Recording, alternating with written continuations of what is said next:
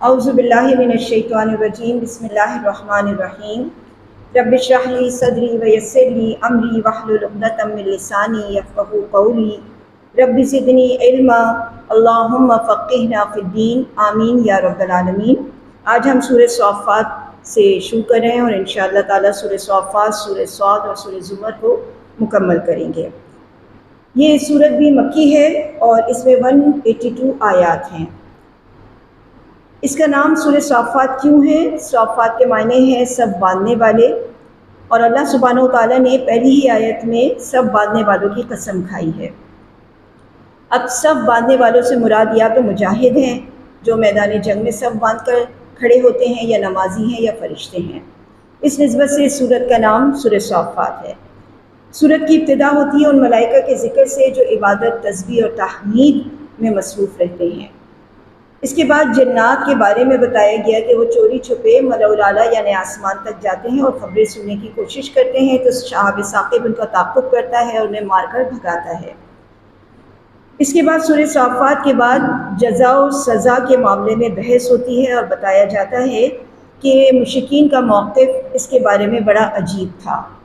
تو سورہ صافات بعثت اور حساب کتاب، جزا و سزا کے مسئلے سے بحث کرتی ہے اور بتاتی ہے کہ اس معاملے میں مشرکین کا موقف بڑا عجیب ہے۔ وہ آخرت کے عقیدے کا مذاق اڑاتے ہیں، ان کی یہ بات سمجھ نہیں آتی کہ جب ہڈیاں چورا چورا ہو جائیں گی تو دوبارہ کیسے اٹھایا جائے گا۔ اللہ تعالیٰ فرماتے ہیں جو کام انہیں مشکل اور ناممکن نظر آ رہا ہے وہ اللہ کے لیے کچھ بھی مشکل نہیں ہے۔ اللہ تعالیٰ فرماتا ہے کہ میں اسرافیل کو حکم دوں گا، جب وہ تیسری بار سونگ پھونکیں گے تو یہ مردے اپنی قبروں سے باہر آ جائیں گے۔ پھر وہ بڑی حسرت اور ندامت کے ساتھ اپنی گمراہی کو ہی مورد الزام ٹھہرائیں گے کہ در حقیقت یہ اعمال کی جزا کا دن ہے جس دن کا ہم مذاق اڑایا کرتے تھے۔ پھر انہیں دوزخ میں ڈال دیا جائے گا، وہاں وہ آپس میں جھگڑیں گے، یعنی ایک دوسرے کے اوپر الزام تراشیاں کریں گے کہ تمہاری وجہ سے آج ہم اس انجام کو ہیں۔ اس کی بنسبت جنتیوں کا آپس میں مکالمہ ہوگا۔ دوزخیوں کی باہمی لعن طعن کے علاوہ یہ سورج جنتیوں کے آپس کے مکالمے کے اوپر بھی ہمیں بات سناتی ہے۔ جب انہیں ہر طرح کی نعمتوں سے اللہ سبحانہ و تعالیٰ نہال کر دے گا اور وہ عزت اور راحت کے تخت پر بادشاہوں کی طرح بیٹھے ہوں گے تو کئی گنا زیادہ خوش ہوں گے اپنے ماضی کی بنسبت۔ اب انہیں کے درمیان ایک ان کا ہم نشین اٹھے گا، ان کا ساتھی، اور کہے گا کہ بڑی عجیب بات ہے کہ تم آخرت کے دن کے اوپر ایمان رکھتے ہو۔ تو وہ کہتا ہے کہ ہمارے ہی درمیان وہ آدمی ہوتا تھا کہ جو یہ بات کہتا تھا کہ تم آخرت کے دن پہ ایمان رکھتے ہو، جبکہ ہم مٹی ہو جائیں گے، ہڈیاں ہو جائیں گے، ہم دوبارہ سے کیسے اٹھیں گے؟ پھر وہ اپنے ساتھیوں سے کہے گا کیا تم اسے دیکھنا چاہتے ہو؟ اور جب اسے جھانک کر دیکھیں گے اس عقل پرست انسان کو تو وہ جہنم کے اندر انہیں نظر آئے گا۔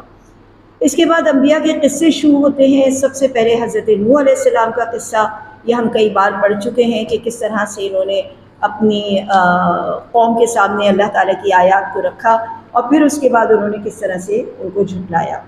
اس کے بعد حضرت خلیل کا واقعہ آتا ہے، اس کے بعد حضرت ابراہیم کا، جن کو خلیل اللہ کہا جاتا ہے، اللہ کا دوست۔ یہ دو مرحلوں میں بیان ہوگا۔ پہلے مرحلے میں ان کی دعوت توحید ہوگی کہ انہوں نے اپنے والد اور اپنی قوم کو کس طرح دعوت دی، کیسے ان کے سالانہ جشن میں شرکت سے معذوری کی یہ کہہ کے کہ میں بیمار ہوں، اور کیسے ان کے بتوں کو کے ساتھ انہوں نے دو دو ہاتھ کیے، اور پھر مشرکوں نے انہیں زندہ جلانے کے لیے کیا تدبیر اختیار کی اور کیسے اللہ نے انہیں بچا لیا۔ اس کے بعد وہ عظیم ذبیح کی بات شروع ہوگی کہ جو حضرت ابراہیم نے اپنے بیٹے کی صورت میں دی تھی۔ اس کو انشاءاللہ جب ہم آیتوں کا ترجمہ کریں گے تو ہمارے سامنے یہ بات آئے گی کہ ان کو خواب میں کس طرح حکم دیا گیا اور آپ نے کس طرح تسلیم و رضا کا پیکر بن کر یہ کام کو انجام دیا۔ اس کے بعد حضرت موسیٰ اور حضرت ہارون کا ذکر ہے، پھر حضرت الیاس کا ذکر ہے کہ انہیں ایک قوم بال کی طرف بھیجا گیا تھا، جو کہ ایک بال ایک بت تھا، اس کی عبادت کرتے تھے۔ اس کے بعد حضرت لوط کا قصہ ہوگا، جنہیں اردن کی طرف صدوم کی طرف بھیجا گیا تھا، مگر وہ بدترین قسم کی شہوت پرستی میں مبتلا تھے، آخرکار ایک دردناک عذاب کی لپیٹ میں آ کے رہے۔ اس کے بعد حضرت یونس کا قصہ ہوگا کہ قرآن اندازی میں بار بار ان کا نام نکل رہا تھا۔ جب وہ کشتی میں سوار تھے اور کشتی ڈول رہی تھی تو پتہ یہ لگا کہ کسی ایک کو ہمیں ہٹانا پڑے گا، پھینکنا پڑے گا، تو انہوں نے قرآ ڈالا اور بار بار حضرت یونس کا نام نکلا، جس سے یہ بات پتہ چلی کہ اللہ کا ارادہ حضرت یونس کو ہی تھا کہ انہیں مچھلی کھا جائے۔ تو انہیں مچھلی کے پیٹ میں کچھ عرصے رہنا پڑا، اور پھر اس کے بعد یہ وہ قوم تھی حضرت یونس کی واحد قوم کہ جنہوں نے جب اپنے آثار دیکھے عذاب کے انہوں نے توبہ کی تو اللہ تعالیٰ نے توبہ قبول فرمائی۔ پھر اس کے بعد ہم انبیاء کے ان قصے کے اختتام سے جو بات اللہ تعالیٰ فرماتا ہے اس کو ہم پورا ترجمے ہی میں دیکھیں گے۔ تو آئیے اب اس کا ہم ترجمہ دیکھتے ہیں۔ سورہ صافات یہاں پہ قسم کھائی گئی ہے سب ماننے والے فرشتوں کی، پھر بھرپور طرح سے ڈانٹنے والوں کی، یعنی یہ ایک ڈانٹ بھی ہوگی والزاجرات زجرا، پھر ذکر ہے اللہ کی تلاوت کرنے والوں کی، اور پھر یقیناً ان سب کا معبود ایک ہے، آسمان اور زمین اور ان کی تمام چیزوں کا مالک اللہ، دنیا کو، آسمان دنیا کو ستاروں سے مزین کرنے والا اور اس کی سرکش شیطان سے حفاظت کرنے والا۔ اب یہ سرکش شیطان جو دنیا میں پھر رہے ہیں یہ اوپر آسمان کی طرف جاتے ہیں تاکہ یہ کچھ چھوٹی کوئی بھی ایسی بات اچک لیں، اور جسے ہم اردو میں کہتے ہیں بات کا بتنگڑ بنانا، ہو بات کا بتنگڑ بنائیں، بس انہیں کوئی بات اوپر سے سنائی دیتی ہے اور پھر اس کے اندر وہ مزید اپنی آمیزش کر کے دنیا والوں کو آگے قصے بتاتے ہیں۔ اللہ تعالیٰ فرماتے ہیں اگر ایک آدھ بات وہ چک لیتے ہیں تو ان کے پیچھے ایک شہاب ثاقب لگتا ہے۔ اکثر ہم دیکھتے ہیں کہ ستارہ ٹوٹتے ہوئے نیچے آتا ہے، اللہ تعالیٰ فرماتے ہیں شیطان کا پیچھا کرنے والا شہاب ثاقب دہکتا ہوا شعلہ ہے۔ پھر اللہ تعالیٰ پوچھتا ہے کافروں سے ان کا پہلی بار پیدا کرنا آسان تھا یا دوبارہ، اور وہ حیران ہو کے کہتے ہیں کہ کیا جب انسان کو مٹی سے پیدا کیا گیا اور پھر وہ مر جائے گا تو دوبارہ اٹھایا جائے گا؟ اللہ تعالیٰ فرماتا ہے ہاں مٹی سے ہی پیدا کرنے والے ہیں، ان کے مسخرے پن کو بھی دیکھ رہے ہیں، جب بھی یہ کوئی معجزہ دیکھتے ہیں تو اس کا مذاق اڑاتے ہیں اور کہتے ہیں یہ کھلم کھلا جادو ہے، جب ہم مر جائیں گے اور خاک ہو جائیں گے تو کیا دوبارہ اٹھائے جائیں گے اور ہمارے باپ دادا بھی؟ آپ کہہ دیجئے کہ ہاں ایسا ہی ہوگا، کیونکہ جس نے پہلی بار پیدا کیا ہے وہی دوبارہ تمہیں پیدا کرے گا۔ اس روز پھر وہ کہیں گے کہ ہاں یہ ہمارے لیے ایک ایسا دن ہے جس میں ہماری صرف حسرتیں ہیں۔ اللہ سبحانہ وتعالیٰ آیت نمبر 24 میں فرماتا ہے ان سب کو جمع کر کے دوزخ کی راہ دکھاؤ، انہیں وہیں ٹھہراؤ، ان سے کچھ ضروری سوال کیے جائیں گے۔ اب یہ وہ ضروری سوال ہیں کہ جس کے بارے میں ہمیں حدیث سے پتہ چلتا ہے کہ اللہ سبحانہ وتعالیٰ قیامت کے دن چند اہم سوالات انسان سے کرے گا۔ زندگی کن کاموں میں گزاری، قبر میں بھی یہی سوال ہیں، آخرت میں بھی یہی سوال ہیں کہ جو تمہارے پاس پیغمبر آئے تھے ان کی بات تم نے کیوں نہ مانی، اور تم نے کیوں نہیں اچھے کاموں میں ایک دوسرے کی مدد کی، بلکہ وہ سب کے سب آج کے دن فرمانبردار بن جائیں گے اور ایک دوسرے کی طرف دیکھنا شروع کریں گے اور کہیں گے کہ ہمارے پاس حق دائیں طرف سے تو آیا تھا، یعنی ہمارے پاس کہیں گے کہ اے نبی تم ہمارے پاس دائیں جانب سے آئے تھے، یعنی حق لے کر آئے تھے۔ وہ جواب دیں گے، یعنی جو اچھے لوگ وہاں پہ ہوں گے جنہوں نے رسول پہ ایمان لائے ہوں گے وہ کہیں گے اصل بات یہ تمہارے پاس ایمان نہیں تھا تو تمہاری میچنگ نہیں ہو سکی ان باتوں سے جن باتوں کی طرف ہم تمہیں بلاتے تھے، اور کچھ ہمارا زور تو تم پر تھا نہیں بلکہ تم خود ہی سرکش لوگ تھے۔ اس کے بعد رب کی بات ثابت ہو جائے گی، اور اس کے بعد اللہ تعالیٰ نے فرمایا ہم نے تمہیں گمراہ کیا، تم خود ہی گمراہ تھے، یعنی اللہ تعالیٰ اور تمام لوگ کہیں گے کہ ہماری وجہ سے تم گمراہی میں نہیں گئے بلکہ در حقیقت تم خود ہی گمراہ لوگ تھے۔ پھر ایک بس صرف زور کی اللہ کی جھڑکی ہوگی اور وہ کہیں گے ہائے ہماری خرابی، یہی فیصلے کا دن ہے جنہیں تم جھٹلاتے رہے۔ اللہ تعالیٰ فرماتے ہیں ہم گناہ گاروں کے ساتھ اسی طرح سے کرتے ہیں، یہ وہ لوگ ہیں جب ان سے کہا جاتا ہے ایک اللہ کی عبادت کرو تو یہ سرکشی کرتے ہیں، تو پھر یہ دردناک عذاب کی خوشخبری دیے جا رہے ہیں، تمہیں اسی کا بدلہ دیا جاتا ہے جو تم کرتے ہو۔ یعنی قرآن کی ان آیتوں سے ہمیں مستقل یہ بات پتہ چل رہی ہے کہ وہ کوئی نیا دن نہیں ہے، وہ در حقیقت ہماری نیکسٹ ایپیسوڈ ہے۔ اس دنیا کے جو بھی ہم اعمال کر رہے ہیں وہ آخرت میں ہمیں اسی کو دیکھنا ہے، اسی کے بارے میں سمجھنا ہے، اور وہی ہمارے سامنے ویژولائز ہو رہے ہوں گے۔ اللہ سبحانہ وتعالیٰ کے کچھ خاص بندے جن کے لیے اللہ نے فرمایا مقررہ روزی ہے، باعزت اور بااکرام ہوں گے، نعمتوں والی جنت میں ہوں گے، ایک دوسرے کے سامنے آمنے بیٹھے ہوں گے، اور شراب کے جام یعنی اچھے لکوڈس کے یا جوسز کے یا شراب کے جن کے اندر مدہوشی نہیں ہے اس کے جام چل رہے ہوں گے، جو پینے میں لذیذ ہوگی، اس سے نہ درد سر ہوگا اور نہ ہی کسی قسم کی بہکاوٹیں، اور ان کے پاس نیچی نگاہ کیے ہوئے بڑی بڑی آنکھوں والی حوریں ہوں گی، ایسے کہ جیسے چھپائے ہوئے انڈے۔ اب یہاں پہ انڈے نہیں ہیں، اس سے مراد انڈے کی جھلی ہے۔ جب ہم انڈا بوائل کرتے ہیں یا ویسے بھی توڑتے ہیں تو اس کے اندر ایک چھپی ہوئی جھلی ہوتی ہے، یعنی ایک عورت کی یہ خاصیت کہ وہ بے پردہ نہیں رہی ہوگی، وہ اپنے آپ کو محفوظ رکھے ہوئے ہوگی، اور حوروں کے سرداروں میں سے وہ مسلمان عورتیں ہوں گی۔ وہ ایک دوسرے کی طرف رخ کر کے پوچھیں گے کہ وہ ایک ساتھی تھا وہ کہاں ہے جو تم اس معاملے میں جنت اور جہنم کے معاملے میں شک کرتا تھا، جس کے بارے میں ابھی ہم نے اس میں خلاصہ میں پڑھا کہ پھر وہ اس کو جہنم کے آخری گڑھوں میں دیکھیں گے۔ اللہ تعالیٰ آیت نمبر 62 میں فرماتا ہے یہ مہمان نوازی اچھی ہے یا وہ زقوم کا درخت جسے ہم نے ظالموں کے لیے سخت آزمائش کے لیے بنایا ہے۔ یہ زقوم کا درخت جو ہے جس کا یہاں پہ نام آیا ہے زقوم، یہ جہنم کی جڑ سے نکلتا ہے، تو سوچئے کہ اس کی تو روٹس ہی جہنم کی جڑوں کے اندر یعنی آگ کے اندر ہے۔ فرمایا جس کے خوشے شیطان کے سروں کی طرح سے ہیں، جہنمی اس درخت سے کھائیں گے اور اسی سے پیٹ بھریں گے، یہی ان کا کھانا ہوگا اور اس میں گرم گرم جلتے ہوئے پانی کا پلانا ہوگا اور ان کو جہنم کی طرف لوٹ کے جانا ہے۔ اب اس کے بعد حضرت نوح علیہ السلام کا قصہ جو میں نے ابھی آپ کے سامنے پڑھ دیا، اور اس کے بعد حضرت ابراہیم علیہ السلام کا قصہ جو انہوں نے اپنے آپ کو کہا میں سقیم میں بیمار ہوں۔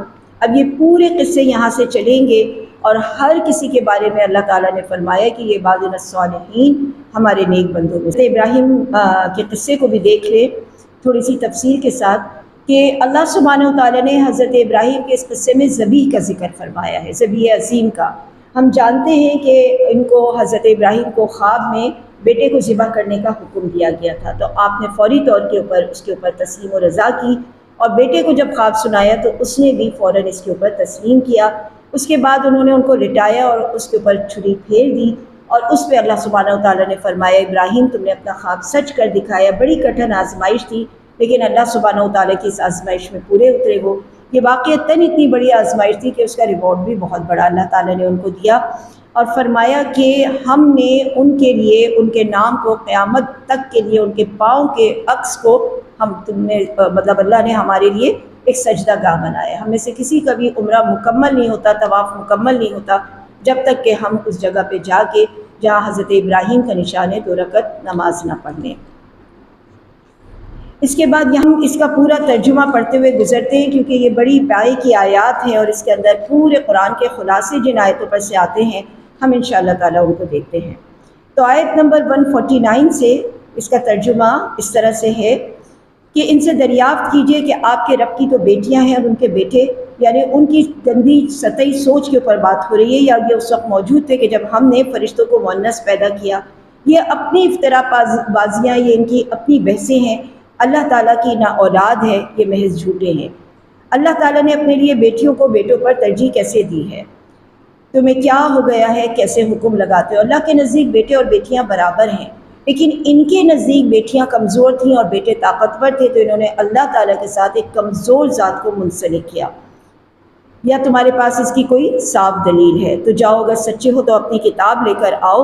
تو ان لوگوں نے اللہ کے اور جنات کے درمیان بھی رشتہ داری اور قرابت داری ٹھہرائی، حالانکہ خود جنات کو معلوم ہے کہ اس عقیدے کے لوگ عذاب کے سامنے پیش کیے جائیں گے۔ گویا انہوں نے نوری، ناری اور خاکی مخلوق کے رشتے بنا لیے۔ کسی نے کہا اللہ کے بیٹے ہیں یعنی حضرت عیسیٰ، کسی نے کہا فرشتے بیٹیاں ہیں، اور کسی نے کہا کہ جنات اللہ کے مقرب لوگوں میں سے ہیں۔ فرمایا اللہ تعالیٰ پاک ہے سوائے اللہ کے مخلص بندوں کے، اور باقی سب کے سب شیطان کے ہتھ کنڈوں میں ہیں۔ پھر فرشتوں کا قول کہ ہم میں تو ہر ایک کی جگہ مقرر ہے اور ہم تو اللہ تعالیٰ کے آگے سب بستہ کھڑے ہیں۔ سورہ صافات مستقل سب بستگی کے لیے ہے کہ کس طرح لائن لگا کے اور سب بستہ ہو کے یہ لوگ اللہ کی تسبیح بیان کر رہے ہیں۔ اس میں کفار تو یہی کہا کرتے تھے کہ یہ پہلوں کی باتیں ہیں، لیکن یہ قرآن کے ساتھ کفر کرتے تھے۔ اللہ تعالیٰ نے فرمایا ہمارا وعدہ پہلے رسولوں کے ساتھ بھی ایسا ہوا اور ان کے ساتھ بھی، یعنی رسولوں کی قوم اسی طرح عذاب میں مبتلا ہوئی اور یہ لوگ بھی۔ اے نبی آپ کچھ دنوں تک ان سے منہ پھیر لیجیے، آیت نمبر 174 میں آتا ہے، اور انہیں دیکھتے رہیے کہ آگے چل کر یہ کیا کرتے ہیں، کیا یہ ہمارے عذاب کی جلدی مچا رہے ہیں؟ تو اگر ہمارا عذاب میدان میں اتر آئے گا تو یہ بہت بری ان کی صبح ہوگی، یعنی رات کو جو یہ حرکتیں کر رہے ہیں، گناہ کی حرکتیں، کیونکہ عموماً ہمارے جتنے برے کام ہوتے ہیں نا وہ رات کے اندھیروں میں ہوتے ہیں۔ دن میں ایک تو ہمیں مصروفیت ہوتی ہے، اور دوسری سب سے بڑی بات یہ کہ دن میں لوگ بھی ہمیں دیکھ رہے ہوتے ہیں، رات میں ہم اکیلے ہوتے ہیں، اندھیروں میں ہوتے ہیں، کئی کونے خطروں میں ہوتے ہیں۔ تو فرمایا کہ آپ کچھ وقت تک ان کا خیال چھوڑ دیجئے، دیکھتے رہیے، ہم بھی دیکھ رہے ہیں، پاک ہے آپ کا رب، بہت عزت دینے والا ہے۔ اور مشرکوں کو ان کے حال پہ چھوڑیے، اللہ سبحانہ وتعالیٰ ڈھیل دے رہا ہے، اے نبی آپ بھی تھوڑا سا صبر کیجئے۔ وسلام علی المرسلین، آپ جیسے تمام رسولوں کے اوپر اللہ تعالیٰ کا سلام ہے، اور تمام تعریفیں اس رب کے لیے ہے جو پورے جہان کا پروردگار ہے۔ اس کے بعد سورہ صاد شروع ہوتی ہے۔ یہ سورہ صاد کا آغاز حرف صاد سے ہوتا ہے۔ اب اسے آپ حروف مقطعات کہہ لیجئے یا ایک لفظ کہہ لیجئے، لیکن اللہ سبحانہ و تعالیٰ نے اسی کو اس کا نام رکھ دیا ہے۔ سورت کی ابتدا میں اللہ تعالیٰ نے قرآن عظیم کی قسم کھائی ہے، یا تو قرآن کے معجزہ ہونے پہ قسم کھائی ہے یا نبی کریم صلی اللہ علیہ وسلم کے صداقت پہ قسم کھائی ہے۔ اب یہاں پر بھی وہی مضامین، چونکہ یہ ہماری جو مکی صورتیں ہیں اس میں ریپیٹیشن آپ کو اس لیے زیادہ نظر آتا ہے کہ عقیدہ توحید ایک ایسی چیز نہیں ہے کہ جس کو ایک بار کہہ دیا جائے یا ایک بار سمجھ لیا جائے تو کافی ہوتا ہے۔ اور جیسے میں آپ لوگوں کو بار بار بتا رہی ہوں کہ انشاءاللہ رمضان کے بعد ہم جب سورہ بقرہ کا پورا افتتاح کریں گے، ایک پورے سال کا کورس ہے سورہ بقرہ کا، اور انشاءاللہ تعالیٰ اس کے اندر آنے والے تمام احکامات جو احکام نفی ہیں، امر ہیں، نہیں ہیں، ان سب کو اچھی طرح سے ڈیٹیل میں سمجھیں گے تو ہمیں پتہ چلے گا کہ یہ مدنی صورت کے جتنے بھی احکامات ہیں ان سب کے ڈانڈے کہہ لیجئے، ان سب کے بیسک روٹس جو ہے وہ جا کے مکی صورتوں سے ملتے ہیں۔ اگر ہمارے ایمان مضبوط نہیں ہوتا تو حقیقی بات یہ ہے کہ ہمارے لیے اللہ کے احکام پہ عمل کرنا مشکل نہیں، ناممکن ہو جاتا ہے، کیونکہ دل میں ایمان اور یقین کی کیفیت نہ ہو، اللہ سے ملاقات کا ایک یقین نہ ہو، عذاب کا خوف نہ ہو، جنت کی بشارتوں کے اوپر مکمل یقین نہ ہو، تو ہم اپنے نفس کی خواہشات میں ہی الجھیں گے۔ اس صورت کے اہم مضامین کیا ہیں؟ وہی بات کہ مشرکین اپنی تکبر، حماقت، جہالت میں مبتلا ہے، انہیں یہ بات سمجھ نہیں آتی کہ ایک انسان نبی بن کر ان کے پاس کیسے آ گیا، اور یہ بات بھی انہیں سمجھ میں نہیں آتی کہ اس پورے نظام کے لیے آسمان، زمین، پانی، پہاڑ، اس کے اندر تمام جاندار، نباتات، جمادات، ان سب کو چلانے والا ایک ہی رب کیسے ہو سکتا ہے؟ جبکہ انہوں نے اپنے طور یہ سمجھا کہ الگ الگ طاقتیں ہیں، کوئی پانی کا خدا ہے، کوئی زمین کا خدا ہے، کوئی روزی دینے کا خدا ہے۔ تو تکذیب اور سرکشی ان کی وجہ کیا تھی؟ ان کی احمقانہ اور جاہلانہ سوچ کی وجہ کیا تھی؟ کہ ان میں جو متکبرین تھے، متکبرین وہ جن کے پاس اللہ تعالیٰ نے زیادہ مال و متاع دیا تھا۔ یہ بھی ایک حقیقت ہے، ہم صبح سے شام تک دیکھتے ہیں کہ اللہ سبحانہ و تعالیٰ نے جن کو دنیا میں روزی زیادہ دی ہوتی ہے، تو چونکہ ان کے پاس پاور ہوتی ہے، وہ اپنے مال سے کچھ بھی خرید سکتے ہیں، ان کے آگے کوئی مجبوری نہیں ہوتی، ان کی ہر خواہش ان کے آگے ہاتھ باندھے کھڑی ہوتی ہے کہ پورا کر لیجئے مجھ کو۔ تو ایسے لوگ زیادہ تر عموماً اللہ تعالیٰ سے بے پرواہ ہو جاتے ہیں، اور جن کو ہر لمحے یا ہر روز اللہ کی مدد کی ضرورت پڑتی ہو وہ اللہ کے آگے سر جھکاتے ہیں۔ تو یہاں پر بھی یہی بات بتائی کہ متکبرین تھے، یہ تکذیب اور سرکشی کی وجہ سے عذاب الہی کے مستحق ٹھہرے تھے۔ اس کے بعد حضرت داؤد کے بارے میں بتایا کہ گزشتہ قوم کے متکبرین اور مکذبین کا انجام بتاتے ہوئے نبی کریم صلی اللہ علیہ وسلم کو ایک طرف صبر کرنے کی تلقین دی ہے اور دوسری طرف حضرت داؤد کا یاد کرنے کی بات بھی کی ہے کہ یاد کرو داؤد کا قصہ، جنہیں اللہ سبحانہ و تعالیٰ نے ظاہری، باطنی، دینی اور دنیاوی طاقتوں سے نوازا تھا۔ ان کا حال یہ تھا شکر گزاری کا کہ ایک دن روزہ رکھتے اور ایک دن افطار کرتے، یعنی آلٹرنیٹ ڈیز کے اوپر وہ روزے رکھا کرتے تھے۔ اس کے علاوہ وہ نصف شب سوتے تھے اور نصف شب عبادت کرتے تھے۔ ایک بڑی وسیع سلطنت کی بادشاہت ان کے پاس تھی۔ اس کے علاوہ وہ ایک جلیل القدر نبی بھی تھے۔ انہیں اللہ سبحانہ و تعالیٰ نے ذکر کرنے والا دل، شکر کرنے والی زبان اور ایسی آواز دی تھی جس سے صحت طاری ہو جائے، اور جب وہ زبور کی تلاوت کرتے تھے تو پرندے فضا میں رک جاتے تھے، اور جس وقت وہ اللہ کی حمد و ثنا بیان کرتے تھے تو پہاڑ بھی ان کے ساتھ چلنا شروع ہو جاتے تھے، یعنی بولنا شروع ہو جاتے تھے۔ تو ہم اس کا تھوڑا یہاں تک ترجمہ دیکھتے ہوئے اور پھر اس کے بعد حضرت سلیمان کا ذکر خیر پڑھیں گے۔ فرمایا صاد والقرآن ذی الذکر، صاد اس نصیحت والے قرآن کی قسم۔ کفار غرور اور مخالفت میں پڑے ہوئے ہیں، ہم نے ان سے پہلے بھی امتوں کو تباہ کیا، انہوں نے چیخ و پکار مچائی مگر اس وقت وہ چھٹکارے کا وقت نہ تھا۔ کافروں کو اسی بات پہ تعجب ہے کہ انہیں ڈرانے والا جو آیا ہے انہی کی درمیان میں سے آیا، یعنی انسان ہے، اور یہ بات بھی ان کے لیے عجیب کہ سارے معبودوں کا ایک ہی معبود۔ ان کے سردار یہ کہتے ہیں کہ اپنے معبودوں پہ جمے رہو، ہمیں اس شخص سے کوئی غرض نہیں۔ وہ کہتے ہیں ہم نے ایسی باتیں تو پچھلے دین میں بھی نہیں سنی، حالانکہ سنی تھی مگر جھوٹ بولتے تھے۔ یہ صرف من گھڑت باتیں ہیں۔ کیا ہم سب میں سے اسی پر کلام الہی نازل فرمایا گیا؟ یعنی یہ کیا کون ہے؟ نہ سردار ہے، نہ بڑا ہے، نہ مال والا ہے، تو اسی کو کیوں اللہ سبحانہ و تعالیٰ نے چنا؟ ہمیں کیوں نہ چنا؟ دراصل یہ لوگ ہماری وحی کے نزول کے اوپر شک کرتے ہیں، اصل بات یہ انہوں نے ابھی عذاب کا مزہ چکھا ہی نہیں۔ کیا ان کے پاس تیرے زبردست فیاض رب کی رحمت کے خزانے ہیں، یا آسمان اور زمین اور ان کے درمیان کی کوئی چیز کی بادشاہت ان کے پاس ہے جس کے اوپر وہ رسیاں تان کے چڑھے اور اللہ کی بادشاہت میں شریک ہو جائیں؟ یہ بہت سارے ان لشکروں میں سے ایک لشکر ہیں جنہیں اللہ تعالیٰ نے شکست دی تھی، انہی میں سے ایک یہ چھوٹا سا لشکر ہے۔ اور بڑے بڑے لشکر میں ہم پڑھ چکے ہیں نا، عاد اور سمود کے۔ ان سے پہلے قوم نوح، عاد اور میخو والے فرعون کو بھی انہوں نے جھٹلایا تھا۔ اس سے پہلے بھی قوم نوح اور عاد اور میخو والے فرعون نے جھٹلایا تھا۔ تو لہٰذا فرمایا، یا پھر اس سے ایک مراد یہ بھی ہے کہ وہ میخے گاڑ کے بڑے بڑے خیمے بنایا کرتا تھا۔ اور سمود اور قوم لوط اور ایکا کے رہنے والے، یہ تھے بڑے بڑے لشکر۔ یہ اب مشرکین مکہ تو اتنے بڑے بڑے لشکر بھی نہیں ہیں، ان میں سے کوئی ایسا نہ تھا جنہوں نے رسول کی تکذیب نہ کی ہو اور پھر ان کے پاس سزا ثابت نہ ہو گئی ہو۔ ایک چیخ ہے بس جو اللہ تعالیٰ بھیجے گا اس دنیا میں، چاہے آپ اسے سور کہہ لیں یا ایک چیخ کہہ لیں، چنگھاڑ کہہ لیں، اور یہ سب غصوں کے رہ جائیں گے۔ آپ ان کی باتوں پہ صبر کریں اور ہمارے بندے داؤد کو یاد کریں، وہ بڑی قوت والا تھا۔ ہم نے پہاڑوں کو تابع کیا تھا، پرندوں کو بھی تابع کیا تھا، اس کی سلطنت کو بھی مضبوط کیا تھا۔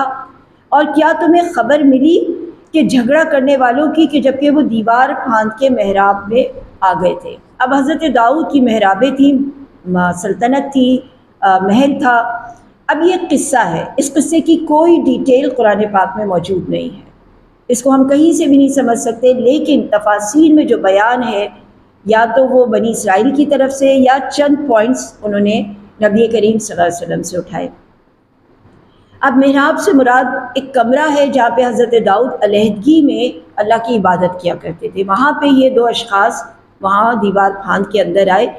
تو سب سے پہلے تو اس میں نشانی یہ ہے کہ اللہ سبحانہ و تعالیٰ نے فرمایا وہ اتنے طاقتور تھے حضرت داؤد، ان کی سلطنت اتنی بڑی تھی، ان کے یقیناً دیواریں بھی بڑی اونچی ہوں گی۔ تو یہ ایک بڑی عجیب نشانی ہے کہ دو لوگ دیوار پھاند کے آئے، اور حضرت داؤد نہیں پہچان سکے کہ یہ فرشتے ہیں، اور وہ انہیں عام انسان سمجھے۔ تو یہ پہلی آزمائش ہوئی حضرت داؤد کی۔ اس کے بعد انہوں نے کہا آپ پریشان نہ ہوں، ہم تو اب ایک مقدمہ لے کر آئے ہیں، اور وہ مقدمہ یہ ہے کہ ہم میں سے ایک نے دوسرے پہ زیادتی کی ہے، ہمارے درمیان حق کا فیصلہ فرما دیجئے، ناانصافی نہ کیجیے اور سیدھی راہ پہ ہمیں چلائیے۔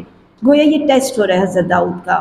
یہ میرا بھائی ہے، اس کے پاس 99 دمبیاں ہیں اور میرے پاس ایک ہی دمبی ہے، مگر یہ کہہ رہا ہے مجھی کو دے دو، اور اس بات پہ بڑی سختی سے میرے اوپر مطلب پریشر ڈال رہا ہے کہ میں یہ کام کر لوں، کیونکہ میں کمزور ہوں، ایک دمبی ہے اور ان کے پاس 99 دمبی ہے۔ اب اکثر و بیشتر قرآن پاک میں ایسے بیانات مفسرین نے بیان کیے یا کچھ روایتیں لے کر جو کسی نبی کے شایان شان نہیں ہو سکتی۔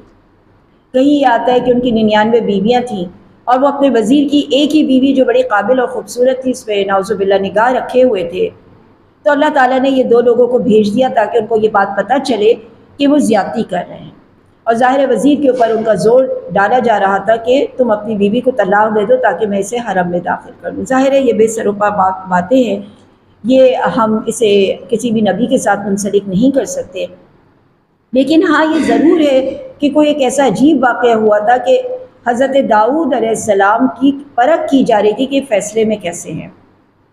آپ نے فرمایا بے شک یہ ایک بڑا ظلم ہے جو تم یہ کہہ رہے ہو کہ ایک دمبی ہے اور وہ بھی ملا لو۔ یہ بات انہوں نے کہہ تو دی لیکن ساتھ ہی سمجھ گئے کہ انہیں آزمایا گیا ہے، یعنی اب اس میں وہی والی روایات آپ لے لیجئے کہ میں نے بھی یہی حرکت کی ہے تو میرے اوپر یہ بات آ رہی ہے، یا پھر یہ کہ ظاہر ہے اس کو ہم نہیں مان رہے کہ وہ نبی کے شایع نشان نہیں ہے، لیکن جب وہ یہ فیصلہ کرنے لگے تو اس کی باریکی میں جب جانے لگے تو انہیں محسوس ہوا کہ یہ ایک آزمائش کی جا رہی ہے مجھ سے، تو وہ اپنے رب سے استغفار کرنے لگے کہ اللہ تعالیٰ مجھے صحیح راستے کی طرف روشنی دیجیے تاکہ میں صحیح فیصلہ کر سکوں۔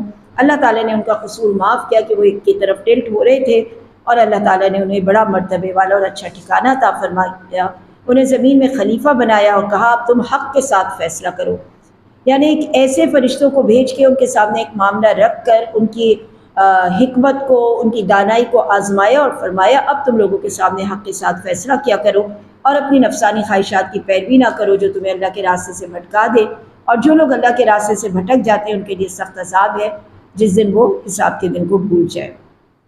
اللہ نے ناحق آسمان اور زمین پیدا نہیں کیے، اور اللہ کا یہ کام بھی نہیں ہے کہ ایمان والے جو نیک عمل کرتے ہیں اور برے عمل والے دونوں کو برابر کر دیں۔ اللہ تعالیٰ نے فرمایا کیا ہم ان لوگوں کو جو ایمان لائے اور نیک عمل کیے ان کے برابر کر دیں جو زمین میں فساد مچاتے ہیں؟ یعنی پرہیزگار اور بدکار کو اللہ تعالیٰ ایک جیسا نہیں کر سکتا۔ ام نجعل الذین آمنوا وعملوا الصالحات کالمفسدین فی الارض، کہ اللہ تعالیٰ زمین میں دو لوگوں کو برابر نہیں کرتا۔ ہماری نظر میں دو لوگ برابر نہیں، ایک اچھے کام کرنے والے ایک برے، ایک کہنا ماننے والے ایک نافرمان، ایک کام کو اچھی طرح نمٹانے والے اور ایک کام کو غلط طریقے سے کرنے والے۔ پھر فرمایا ہم نے داؤد کو سلیمان کے نام کا ایک فرزند عطا کیا۔ اچھا، اب یہاں پہ حضرت سلیمان کو کے بارے میں فرمایا کہ ان کے لیے ان کے بڑی ایک وہ تھی جسے کہنا چاہیے، ان کی خواہش تھی کہ ان کے پاس بہت سارے گھوڑے ہوں صبر میں، کہ ان کا شوق تھا، اور ان کے سامنے جب وہ پیش کیے جاتے تھے گھوڑے تو وہ اس سے بڑا خوش ہوتے تھے اور بڑی اس سے توانائی حاصل کرتے تھے اپنی خواہش کو پورا ہوتے دیکھ کر۔ اب کیا ہوا کہ ایک دن جب یہ گھوڑے ان کے سامنے پیش کیے گئے تو یہ اپنے گھوڑوں کو دیکھنے میں اتنے منہمک ہوئے، اس کی محبت میں ایسا گرفتار ہوئے کہ کہا جاتا ہے کہ ان کی عصر کی نماز نکل گئی۔ اب یہ بھی ایک روایت ہے کہ جس کے بعد انہوں نے یہ فیصلہ کیا کہ ان گھوڑوں کی وجہ سے میری نماز ضائع ہوئی ہے تو میں ان گھوڑوں کو قتل کر دوں۔ انہوں نے اپنے سارے گھوڑے قتل کر دیے۔ اب یہ بھی عقل سے باہر بات ہے کہ اس میں گھوڑوں کا کیا قصور تھا، اور اتنے گھوڑے قتل کر دیے، مار دیے، پورا سبل، یہ تو کفران نعمت ہے۔ تو اس کی جو صحیح ترجیح ہمارے سامنے آتی ہے وہ یہ آتی ہے کہ انہوں نے گھوڑوں کو دوبارہ اپنے پاس منگایا، اور یہ جو لفظ ہے نا پنڈلی اور گردنوں پہ ہاتھ پھیرنا شروع ہو گئے، اس سے مراد قتل نہیں ہے، اللہ کی محبت ہے کہ اللہ نے مجھے یہ مال دیا ہے، یہ میرے جہاد کے گھوڑے ہیں۔ انہوں نے اپنی کوئی عیاشی کی وجہ سے ان کو گھوڑوں کو نہیں جمع کیا تھا، جیسے کہ آج کل کے رواج ہیں کہ بہت ساری گاڑیوں کا کنوائے رکھنا یا پھر گھوڑوں کو رکھنا، یہ ایک بڑی شان والے اور قبیلے والے لوگ کرتے ہیں، اور آج بھی اس کی بڑی اہمیت ہے کہ آپ کو کسی کے استبل میں 100-200 گھوڑے نظر آئے تو آپ متاثر ہوتے ہیں۔ کوئی آسان بات نہیں ہے گھوڑے، اچھے نسل گھوڑے رکھنا، ان کو پالنا، ان کی خیال رکھنا۔ تو یہاں پہ فرمایا کہ انہوں نے جہاد کے لیے وہ گھوڑے جمع کیے ہوئے تھے، صبح و شام ان کو لاتے، تیز رو گھوڑوں کے حالات دیکھتے کہ کون جہاد کے لیے تیار ہے، اور پھر کہنے لگے میں نے اپنے پروردگار کی یاد پر ان گھوڑے کی محبت کو ترجیح دی ہے، یعنی میں نے اس گھوڑے کی محبت میرے دل میں اس لیے ہے کہ میں اللہ کی یاد کو قائم کر سکوں۔ ایک یہ اس کی تفسیر ہے۔ اس کے بعد ہم نے سلیمان علیہ السلام کی آزمائش کی، ان کے تخت پر ایک جسم لا کر ڈال دیا۔ اب یہ بھی ایک ایسی آیت ہے کہ جس کی تفسیر میں ہمیں کوئی ڈیٹیل نہیں ملتی، بس یہ کہ ایک ایسا جسم ڈال دیا۔ یہ کیسا جسم تھا؟ یہ ادھورا جسم تھا، ان کی اولاد میں سے کوئی ایک پیدا ہوا۔ اس کے بارے میں بھی ایک روایت ہے جس کے اوپر اللہ کے رسول صلی اللہ علیہ وسلم نے ایک ٹکڑا لگایا تھا جس پہ یہ روایت مضبوط ہو گئی۔ یہ آزمائش کیا تھی؟ یہ جسم کس چیز کا تھا؟ اس کی بھی کوئی تفصیل جیسے میں نے کہا قرآن میں نہیں ملتی، بس ایک صحیح حدیث کے واقعے کے ساتھ اس کو چپکا دیا جاتا ہے، اور وہ یہ ہے کہ حضرت سلیمان نے ایک رات یہ کہا، یہ اسرائیلی روایت ہے، کہ آج میں اپنی تمام بیویوں کے پاس جاؤں گا، ان کے ساتھ مباشرت کروں گا، اور ہر ایک سے میرا ایک ایک بیٹا پیدا ہوگا جو شاہ سوار ہوگا۔ اور وہ اس رات گئے، مگر انہوں نے انشاءاللہ نہیں کہا تھا اس بات پہ۔ وہ گئے، کسی سے بھی نہیں ہوا، صرف ایک بیوی حاملہ ہوئی، اور جب اس کا بچہ پیدا ہوا تو وہ ادھورا تھا۔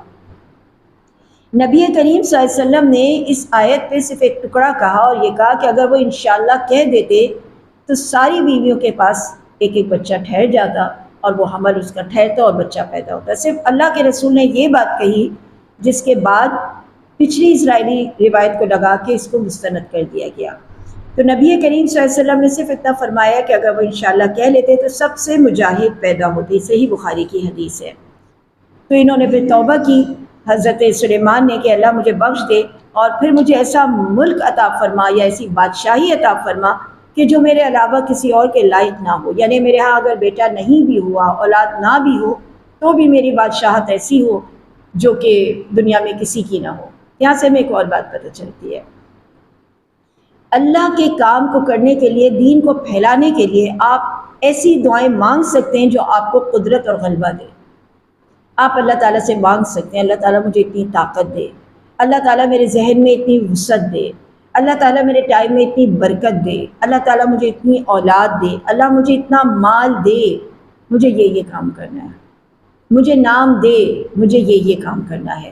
اللہ تعالیٰ نے فرمایا کہ ہم نے ہوا کو بھی ان کے تابع کر دیا، وہ آپ کے حکم سے جہاں چاہتے، یعنی جیسا وہ چاہتے تھے وہاں ان کو نرمی سے پہنچا دیتی۔ جنات بھی قابو کر دیے، عمارت بنانے والے اور غوطہ خوروں کو بھی، اور وہ دوسرے جنات بھی جو زنجیروں میں جکڑے ہوتے۔ یہ احسان دیا اللہ تعالیٰ نے ان کو، یہ ہے ہمارا عطیہ۔ اب تو احسان کر یا روک دے کچھ حساب نہیں، اب آپ کی مرضی ہے، سارا کچھ آپ لے لیں یا آپ کی مرضی آپ اس میں اوروں کو بھی شریک کر لیں۔ ان کے لیے ہمارے پاس بڑا تقرب اور بہت اچھا ٹھکانہ ہے۔ اس کے بعد حضرت ایوب علیہ السلام کا ذکر کہ کس طرح سے ان کو بیماری لگی تھی، تو پھر اللہ تعالیٰ سے انہوں نے دعا کی، جس کے بعد اللہ تعالیٰ نے فرمایا اپنے پاؤں زمین پہ مارو اور اب جو بھی پانی نکلے یہاں سے ٹھنڈا یہ پیو تم، اور اس طرح سے اللہ نے ان کا پورا کنبہ انہیں واپس کیا۔ ایک مقام پہ ہم نے دیکھا ہے کہ حضرت ایوب علیہ السلام کو جو بیماری لگی تھی اس میں ان کی بیوی بھی چلی گئی، ان کے بچے بھی چلے گئے، ان کے جسم میں کیڑے پڑ گئے تھے اور وہ بہت لمبے عرصے تک ایک جگہ پڑے رہے، پھر اللہ تعالیٰ نے انہیں شفا دی۔ ایسے میں انہوں نے اپنی بیوی کو 100 کوڑے مارنے کی قسم کھا لی تھی۔ اب سمجھ نہیں آ رہا تھا، وہ تو میں نے غصے میں کھا لی ہے، اب میں کیا کروں؟ تو اللہ تعالیٰ نے اس کا ایک طریقہ بتایا کہ 100 تنکے جمع کرو، ان کو ایک مٹھی میں باندھ لو، یعنی جیسے جھاڑو سمجھ لیجیے، اور پھر اس کے بعد تم اپنی قسم وہ مار کر پوری کر لو۔ اللہ تعالیٰ نے اس شخص کو یعنی حضرت ایوب کو بہت صابر پایا تھا، نیک بندہ تھا اور بہت اللہ کی طرف رغبت کرنے والے تھے۔ پھر اس کے بعد ابراہیم، اسحاق، یعقوب، ان کا بھی ذکر جو ہاتھوں اور آنکھوں والے تھے۔ ہاتھوں اور آنکھوں والوں سے مطلب یہ ہے کہ عبادت الہی اور نصرت دین میں علمی بصیرت رکھتے تھے، اور ہاتھوں والے تھے یعنی بڑی طاقت والے تھے۔ آنکھوں سے مراد یہاں پہ علمی بصیرت ہے اور ہاتھ سے مراد یہاں پر ہاتھوں کی طاقت ہے۔ اس کے بعد اسماعیل، یسع اور ذوالکفل کا بھی ذکر کریں، یہ بہترین لوگ تھے۔ یہ پرہیزگاروں کے لیے جنت بڑی اچھی جگہ ہے، ہمیشگی کی جنت ہے، اس کے دروازے کھلے ہوئے ہیں، جس میں یہ لوگ فراغت کا مطلب ہے کوئی کام نہیں ہوگا، کہیں مصروف نہیں ہوں گے، کہیں بھاگنا دوڑنا نہیں ہوگا، کمائی کا کوئی وہ نہیں ہوگا، کھانے پکانے کے لیے کوئی ٹائم نہیں نکالنا، کپڑوں کے لیے نہیں نکالنا، فراغت آرام سے بیٹھے ہوں گے اور اپنی فرمائشیں اللہ سے پوری کروا رہے ہوں گے، اور فرشتے بھاگ بھاگ کے ان کی فرمائشوں کو پوری کر رہے ہوں گے، اور ان کے پاس نیچی نظر رکھنے والی ہم عمر عورتیں موجود ہوں گی۔ یہ وعدہ ہے حساب کے دن کا۔ بے شک روزیہ ہمارا عطیہ ہے جس کا کبھی خاتمہ نہیں، یہ تو ہوئی جزا، یاد رکھو سرکشوں کے لیے بری جگہ ہے دوزخ، اور کتنا ہی برا بچھونا اور اوڑھنا ہے، اس میں وہ چکھیں گے گرم پانی اور پیپ۔ یہ کمپیریزن مستقل اللہ تعالیٰ کرتا ہے۔ میں بار بار آپ کو بتاتی ہوں، اگر کمپیریزن نہ ہو تو چیزوں کی حقیقت اتنا کھل کے سامنے نہ آئے۔ کالا رنگ نہ ہو تو سفید رنگ اجاگر ہی نہ ہو، صاف ستھری چیز نہ ہو تو میلی چیز اجاگر نہ ہو۔ ہر چیز کا کمپیریزن ہوتا ہے۔ دن اتنا لمبا ہو جائے تو آپ کو رات کی قدر آ جائے، رات لمبی ہو جائے تو آپ دن کا انتظار کرنے لگتے ہیں۔ اس کے علاوہ اللہ تعالیٰ نے فرمایا گرم پانی اور پیپ کے علاوہ بھی بہت سارے عذاب، اللہ تعالیٰ ہمیں بچا کے رکھے۔ یہ قوم ہے جو تمہارے ساتھ آگ میں جانے والی ہے، ان کے لیے وہاں کوئی ویلکم نہیں ہے، یہی جہنم میں جانے والے لوگ ہیں۔ وہ کہیں گے بلکہ تم ہی ہو جن کے لیے کوئی خوش آمدید نہیں ہے، تم ہی نے سب سے پہلے ہمارے سامنے اس کو لا کے رکھا، پس رہنے کی بہت بری جگہ ہے، یعنی تم ہی لوگوں نے سب سے پہلے یہ جہنم کا ایندھن بننا ہے۔ وہ کہیں گے کہ جس نے کفر کی رسم ہمارے لیے پہلے نکالی اس کے حق میں جہنم کو دگنا کر دیجئے، اور جہنمی کہیں گے کیا بات ہے، ہمیں وہ لوگ دکھائی نہیں دیتے جنہیں ہم برے لوگ شمار کرتے تھے۔ اس دنیا میں اکثر ایسا ہوتا ہے کہ ہم بہت سی دفعہ لوگوں کے لیے فتوے جاری کر دیتے ہیں، یہ بکھرے ہوئے لوگ ہیں، یہ الجھے ہوئے لوگ ہیں، ان کی باتیں ہمیں سمجھ نہیں آتی، یہ بھٹکے ہوئے لوگ ہیں، لیکن قیامت کے دن ہم ان کو اللہ تعالیٰ کا مقرب پائیں گے۔ فرمایا یقین جانو دوزخیوں کا یہ جھگڑا ضرور ہوگا۔ دیکھیے جب ایک آدمی پھنسنے لگتا ہے نا تو وہ بلیم گیم شروع کرتا ہے، کہتے ہیں نہیں یہ وجہ نہیں ہے میرے پھنسنے کی یا میرے گرنے کی، یہ وجہ نہیں ہے، یہ شخص ہے، اس شخص نے میری ٹانگ کھینچی، اس شخص نے مجھے غلط راستہ دکھایا، اس نے مجھے غلط مشورہ دیا۔ اور اپنی جو الزام ہے وہ دوسرے کے اوپر رکھنے کی کوشش کرتا ہے. مائی نیم یور گیم کا سلسلہ شروع ہو جاتا ہے.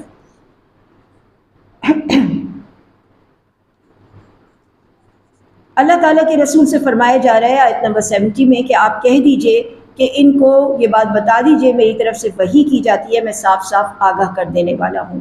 جبکہ آپ کے رب نے فرشتوں سے ارشاد فرمایا کہ میں مٹی سے انسان کو پیدا کرنے والا ہوں. اب یہاں سے آدم و ابلیس کا قصہ شروع ہوتا ہے.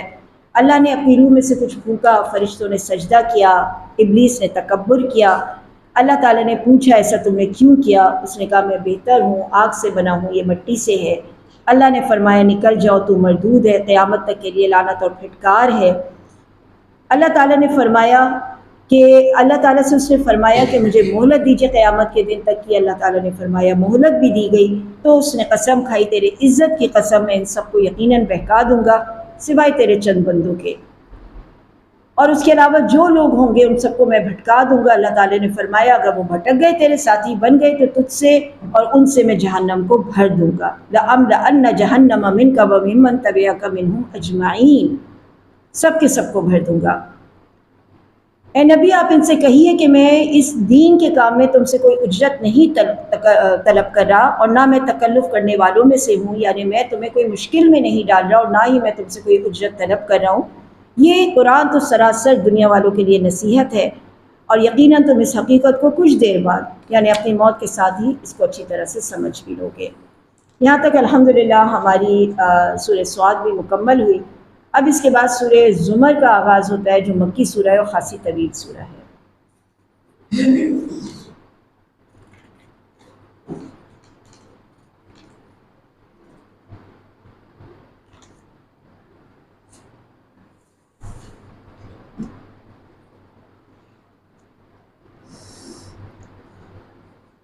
بسم اللہ الرحمن الرحیم. سورہ زمر مکی سورہ ہے اور اس میں بظاہر تو صرف 75 آیتیں ہیں، لیکن خاصی طویل سورہ ہے، 8 رکوع ہیں.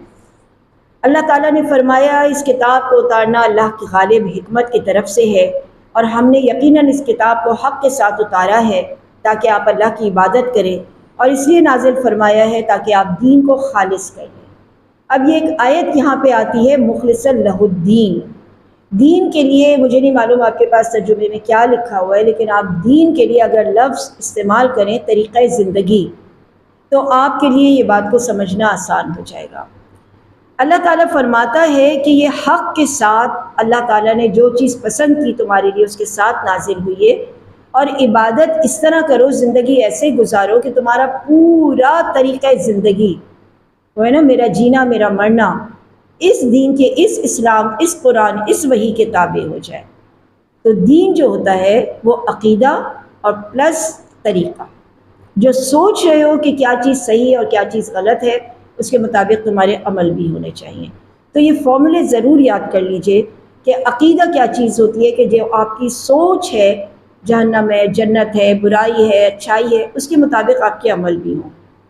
تو یہ دین ایک اللہ کا ہے، ایک دین جمہوریت ہے جس کا ذکر ہم قرآن میں سنتے ہیں، اور ایک دین ملک ہے وہ بھی قرآن میں آتے ہیں. یہ 3 طرح کے طریقے ہیں دین جس میں زندگی گزاری جاتی ہے. تو اللہ تعالیٰ نے ہمارے لیے دین اسلام پسند کیا جس میں وحی کے ساتھ ہمیں احکام دیے جاتے ہیں.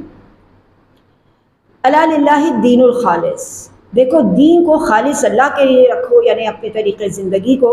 اور جن لوگوں نے اللہ کے سوا اور معبود بنا لیے اور وہ کہتے ہیں ہم ان کی عبادت صرف اس لیے کرتے ہیں کہ اللہ سے ہماری نزدیکی ہو جائے، یعنی شرک کے دھندے.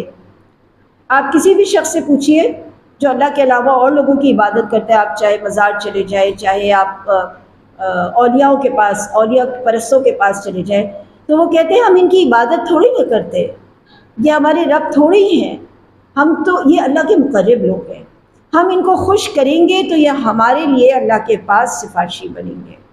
تو اللہ تعالیٰ یہاں پہ اسی کا ذکر کرتا ہے کہ ہم ان کی اس لیے عبادت کرتے ہیں کہ یہ بزرگ، یہ جو بھی بت ہے اللہ کے نزدیکی کے مرتبے تک ہماری رسائی کروا دیں. ہم تو خود تو نہیں پہنچ سکتے، اللہ ہماری سنتا نہیں، ان کی موڑتا نہیں. تو یہ جو بات کہتے ہیں اللہ سن لیتا ہے. تو اگر ہم انہیں راضی رکھیں، ان کے اوپر چڑھاوے چڑھاتے رہے، ان کے نام کی دیگیں جاری کریں، تو یہ اللہ کے پاس ہمارے لیے سفارشی ہوں گے. اللہ تعالیٰ فرماتے ہیں یہ لوگ جس بارے میں اختلاف کریں اس کا سچا فیصلہ اللہ خود کرے گا۔ جھوٹے اور ناشکرے لوگوں کو اللہ تعالیٰ راہ ہدایت نہیں دیتا۔ اللہ تعالیٰ کا ارادہ اگر اولاد کا ہوتا تو اپنے مخلوق میں سے جسے چاہے چن لیتا، مگر وہ پاک ہے، وہی اللہ ہے، ایک اکیلا قوت والا۔ اس نے بہت اچھے طریقے سے آسمان اور زمین کو بنایا اور دن اور رات کو ایک دوسرے کے اوپر لپیٹا، سورج چاند ستاروں کو کام پہ لگایا اور ایک مقررہ مدت تک یہ سب چل رہے ہیں۔ یقین مانو وہ زبردست ہے، گناہوں کو بخشنے والا۔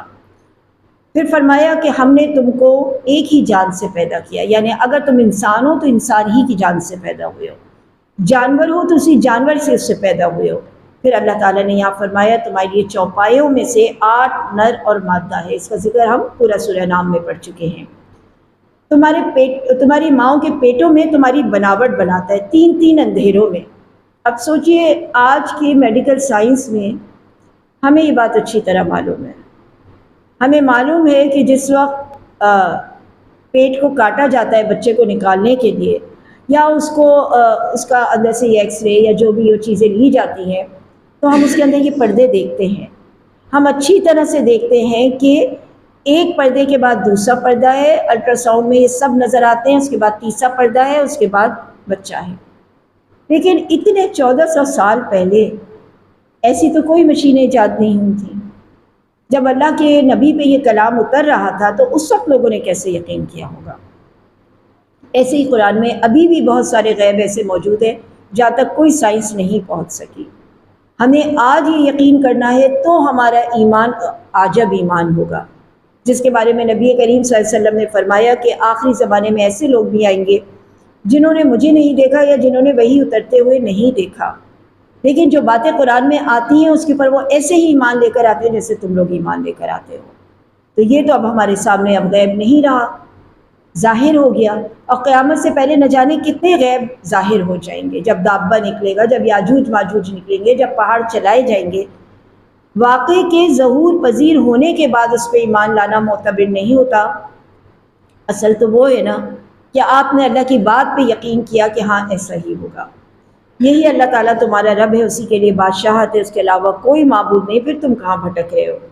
تم ناشکری کرو تو اللہ تعالیٰ بے نیاز ہے، وہ اپنے بندوں کی ناشکری سے خوش نہیں ہے، اور اگر تم شکر کرو تو اللہ تعالیٰ تمہارے لیے پسند کرتا ہے کہ تم شکر کرو، اور کوئی کسی کا بوجھ نہیں اٹھاتا، تم سب کو لوٹنا تمہارے رب کی طرف ہے، اور وہ تمہیں بتا دے گا جو کچھ تم کرتے رہے ہو، اللہ تمام باتوں سے واقف ہے۔ آیت نمبر 8 میں اللہ سبحانہ و تعالیٰ نے انسان کی ایک فطرت بتائی۔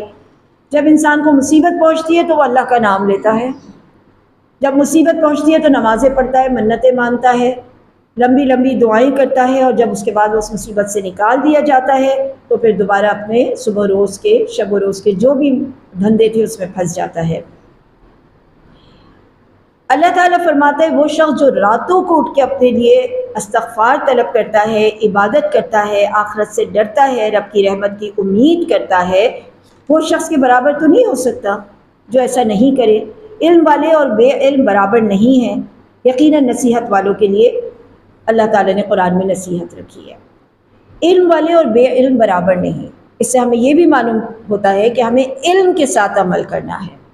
بہت ساری زندگی میں ہم کام ایسے کر رہے ہیں جن کا علم ہمارے پاس نہیں ہے، عمل کر رہے ہیں لیکن بنا علم کے، اور بہت سارے علوم ہمارے پاس ایسے ہیں جس پہ ہم عمل نہیں کر رہے ہیں۔ اللہ تعالیٰ نے یہاں پہ یہ بات فرمائی کہ تم جو بھی عمل کرو نا اس کو پہلے مستند علم سے دیکھو، کیا یہ موجود ہے اللہ تعالیٰ کی کتاب میں، سنت الہیہ میں یا سنت رسول میں، اور جو تم عمل کر رہے ہو اس کا علم دیکھو، اور جو علم ہے تمہارے پاس اس کے مطابق عمل کرو۔ کہہ دو اے ایمان والے بندو اپنے رب سے ڈرتے رہو، جو اس دنیا میں نیکی کرو گے اس کا نیک بدلہ پاؤ گے، اللہ تعالیٰ کی زمین بہت کشادہ ہے، صبر کرنے والوں کو بھرپور اجر دیا جائے گا۔ اب یہاں پر ارض اللہ واسعہ کا مطلب یہ ہے زمین میں وسائل بہت ہیں، اگر تم کسی ایسی جگہ کے اوپر ہو جہاں پر دین کی سربلندی کے لیے تم کام نہیں کر سکتے، پکڑے جاؤ گے، جیلوں میں ڈال دیے جاؤ گے، یا تمہارے پاس زمین تنگ کر دی جائے گی، تو بہتر یہ ہے کہ ہجرت کرو، ایسی جگہوں کے اوپر جاؤ جہاں پہ تمہارے لیے دین کا کام کرنا آسان ہو۔ اچھا یہ تو ایک بڑے اسکیل کے اوپر بات ہے، لیکن عام زندگیوں میں بھی ہم دیکھیں کہ بہت سے دفعہ ایسا ہوتا ہے کہ ہمارے گھر والے، ہمارے دوست، ہمارے رشتہ دار، ہمارے جاننے والے، ہمارے قریب کے لوگ، وہاں وہ ماحول ہی نہیں ہوتا کہ ہم دین کے مطابق کوئی عمل کر سکیں۔ تو اپنے سرکلز بناؤ، ہجرت کرو۔ ہجرت سے مراد جسمانی ہجرت نہیں ہے بلکہ ذہنی اور روحانی ہجرتیں ہیں، کہ آپ جتنا زیادہ اپنے لوگوں کے ساتھ، اپنے لائک مائنڈڈ لوگوں کے ساتھ رہیں گے، آپ کو ویسا کام کرنا آسان ہوگا۔ اور یہ بالکل فیکٹ ہے کہ آپ جیسے لوگوں کے پاس بیٹھتے ہیں، آہستہ آہستہ ان کا رنگ چڑھنا شروع ہو جاتا ہے، یا ہم چڑھا رہے ہوتے ہیں رنگ، یا کوئی کسی اور کے رنگ ہم پہ چڑھ رہے ہوتے ہیں۔ تو اگر جن جگہوں کے اوپر آپ کو لگتا ہے کہ میرے لیے نیک بنے رہنا آسان کام نہیں ہے، مشکل ہوتا جا رہا ہے، تو آپ ان لوگوں سے علیحدگی اختیار کرو اور ایسے سرکلز، ایسے لوگوں کے ساتھ جوائن کرو کہ جو آپ کے لیے نیکی کے کام کو آسان کر دے۔ فرمایا اگر تم صبر کرو گے، یعنی جمے رہو گے نیکی کے اوپر، تو بے شمار اجر و ثواب دیا جائے گا۔ آپ کہہ دیجئے مجھے حکم دیا گیا ہے کہ اللہ کی اس طرح عبادت کروں، اسی کے لیے عبادت کو خالص کرتے ہوئے۔ اللہ کو ہماری وہ عبادتیں پسند نہیں ہیں، اور نہ ہی مقبول ہیں وہ عبادتیں جس میں شرک کی آمیزش ہو۔ ہم واقعی اس طرح سے عمل کریں کہ گویا ہمارے سینے میں دو دل ہیں، ایک میں اللہ رہتا ہے، ایک میں شیطان رہتا ہے۔ موقع کی مناسبت سے ہم اس دل کو آگے کر دیتے ہیں۔ دنیا داری کی بات ہے تو شیطان، اور اگر آخرت کی بات ہے، دعاؤں کی بات ہے، روزے اور حج کی بات ہے تو اللہ باہر۔ ہم حقیقتاً یہی کر رہے ہیں، جبکہ یہاں پہ حکم یہ کہ عبادت کو خالص کرو ایک اللہ کے لیے۔ اور مجھے یہ بھی حکم دیا گیا ہے وَأُمِرْتُ لِأَنْ أَوَّلَ الْمُسْلِمِينَ۔ یہ بھی بڑی خوبصورت آیت ہے۔ انسان کا معاملہ یہ ہے کہ وہ پکے راستوں پہ چلنا زیادہ پسند کرتا ہے بنسبت کچے راستوں کے۔ ایکسپلور کرنے سے زیادہ وہ یہ چاہتا ہے کہ بنی بنائی چیز اس کے سامنے آ جائے۔ اگر میں آپ کو یہ آپشن دوں، یہ چوائس دوں کہ یہ دونوں راستے ڈیفینس کی طرف جا رہے ہیں، ایک راستہ پکا ہے، ایک راستہ کچا ہے، آپ پکے راستے پہ جائیں گے چاہے وہاں کتنا ہی سخت ٹریفک کیوں نہ ہو۔ لیکن جو اولو العزم لوگ ہوتے ہیں نا، وہ کہتے ہیں کچے راستے پہ چلو، بار بار گاڑی جانے سے، بار بار چلنے سے وہ اسموتھ ہو جائے گا، اور چند لوگوں کے لیے اس راستے پہ بھی چلنا آسان ہو جائے گا۔ دنیا میں پہلی بار جو کام کیا جاتا ہے وہ مشکل ہوتا ہے، اور جب بار بار کرتے رہنے سے وہ لوگوں کی عادت بن جاتی ہے، کسٹم بن جاتا ہے، رسم بن جاتی ہے، تو آسان ہو جاتا ہے۔ تو لہٰذا اللہ سبحانہ و تعالیٰ نے یہاں پہ فرمایا کہ پہلا فرما بردار جو ہوتا ہے نا، وہی اصل مشکل کام کرتا ہے۔ اسی لیے فرمایا فتح مکہ سے پہلے خرچ کرنے والے اور فتح مکہ کے بعد خرچ کرنے والے برابر تو نہیں ہیں۔ فتح مکہ سے پہلے جو ایمان لے کر آئے تھے، ان کی تو گردنیں اس پہ زد پہ تھیں، ان کی تو کھالے ادھیڑنے کا سسٹم وہاں موجود تھا، ان کے رتبے زیادہ ہیں، اور بعد میں جب اسلام آ ہی گیا تو پھر سبھی اسلام میں داخل ہو گئے، تو اب اسلام پہ داخل ہونا آسان ہو گیا، اس وقت اسلام میں داخل ہونا مشکل کام تھا۔ تو یہاں پہ فرمایا پہلا فرما بردار ہو جاؤ۔ اگر خاندان میں پردہ نہیں ہے تو پہلی بار پردہ کرنا بہت مشکل کام ہے، 2 3 5 6 10 سال بعد 4 5 لوگ اور بھی کر رہے ہوتے ہیں، پھر آسان ہو جاتا ہے۔ پہلی بار آپ الگ بیٹھتے، اور 5ویں 7ویں 8ویں 10ویں سال میں آپ کے ساتھ گروپ بیٹھا ہوا ہوتا ہے، باقی لوگ بھی پردہ کر رہے ہوتے ہیں۔ اسی طرح اگر آپ مرد داڑھی رکھتے ہیں، اسی طرح سے آپ سود کا کام چھوڑتے ہیں، آپ وہ والی دعوتیں چھوڑتے ہیں جو مکس ہو، آپ مہندی اپٹن چھوڑتے ہیں، اگر آپ پہلے فرما بردار ہیں تو مشکل کام ہے، اور اللہ تعالیٰ کے راستے میں مشکل کام کرنا اللہ کو پسند ہے۔ کہہ دیجئے میں خالص کر کے اپنے رب ہی کی عبادت کرتا ہوں، تم اس کے سوا جس کی چاہو عبادت کرو۔ کہہ دیجئے حقیقی زیاں کار، حقیقی نقصان، خسران المبین، اصل خسارے والے کون لوگ ہوتے ہیں؟ دیکھیے خسارہ اگر پروڈکٹ میں ہونا تو کوئی مسئلہ نہیں ہے، لیکن اگر اصل مال میں ہی ہو جائے، وہیں پہ آگ لگ جائے، اصل مال ہی ڈوب جائے، تو پھر وہ اصل خسارہ ہوتا ہے۔ فرمایا حقیقی نقصان والے ضیاءکار وہ ہیں جو اپنے آپ کو اور اپنے اہل کو، اپنے گھر والوں کو قیامت کے دن نقصان میں ڈالیں گے، وہ اصل خسارہ ہے۔ اب اس کے بعد دوبارہ آپ کچھ کمائی کر نہیں سکتے نا۔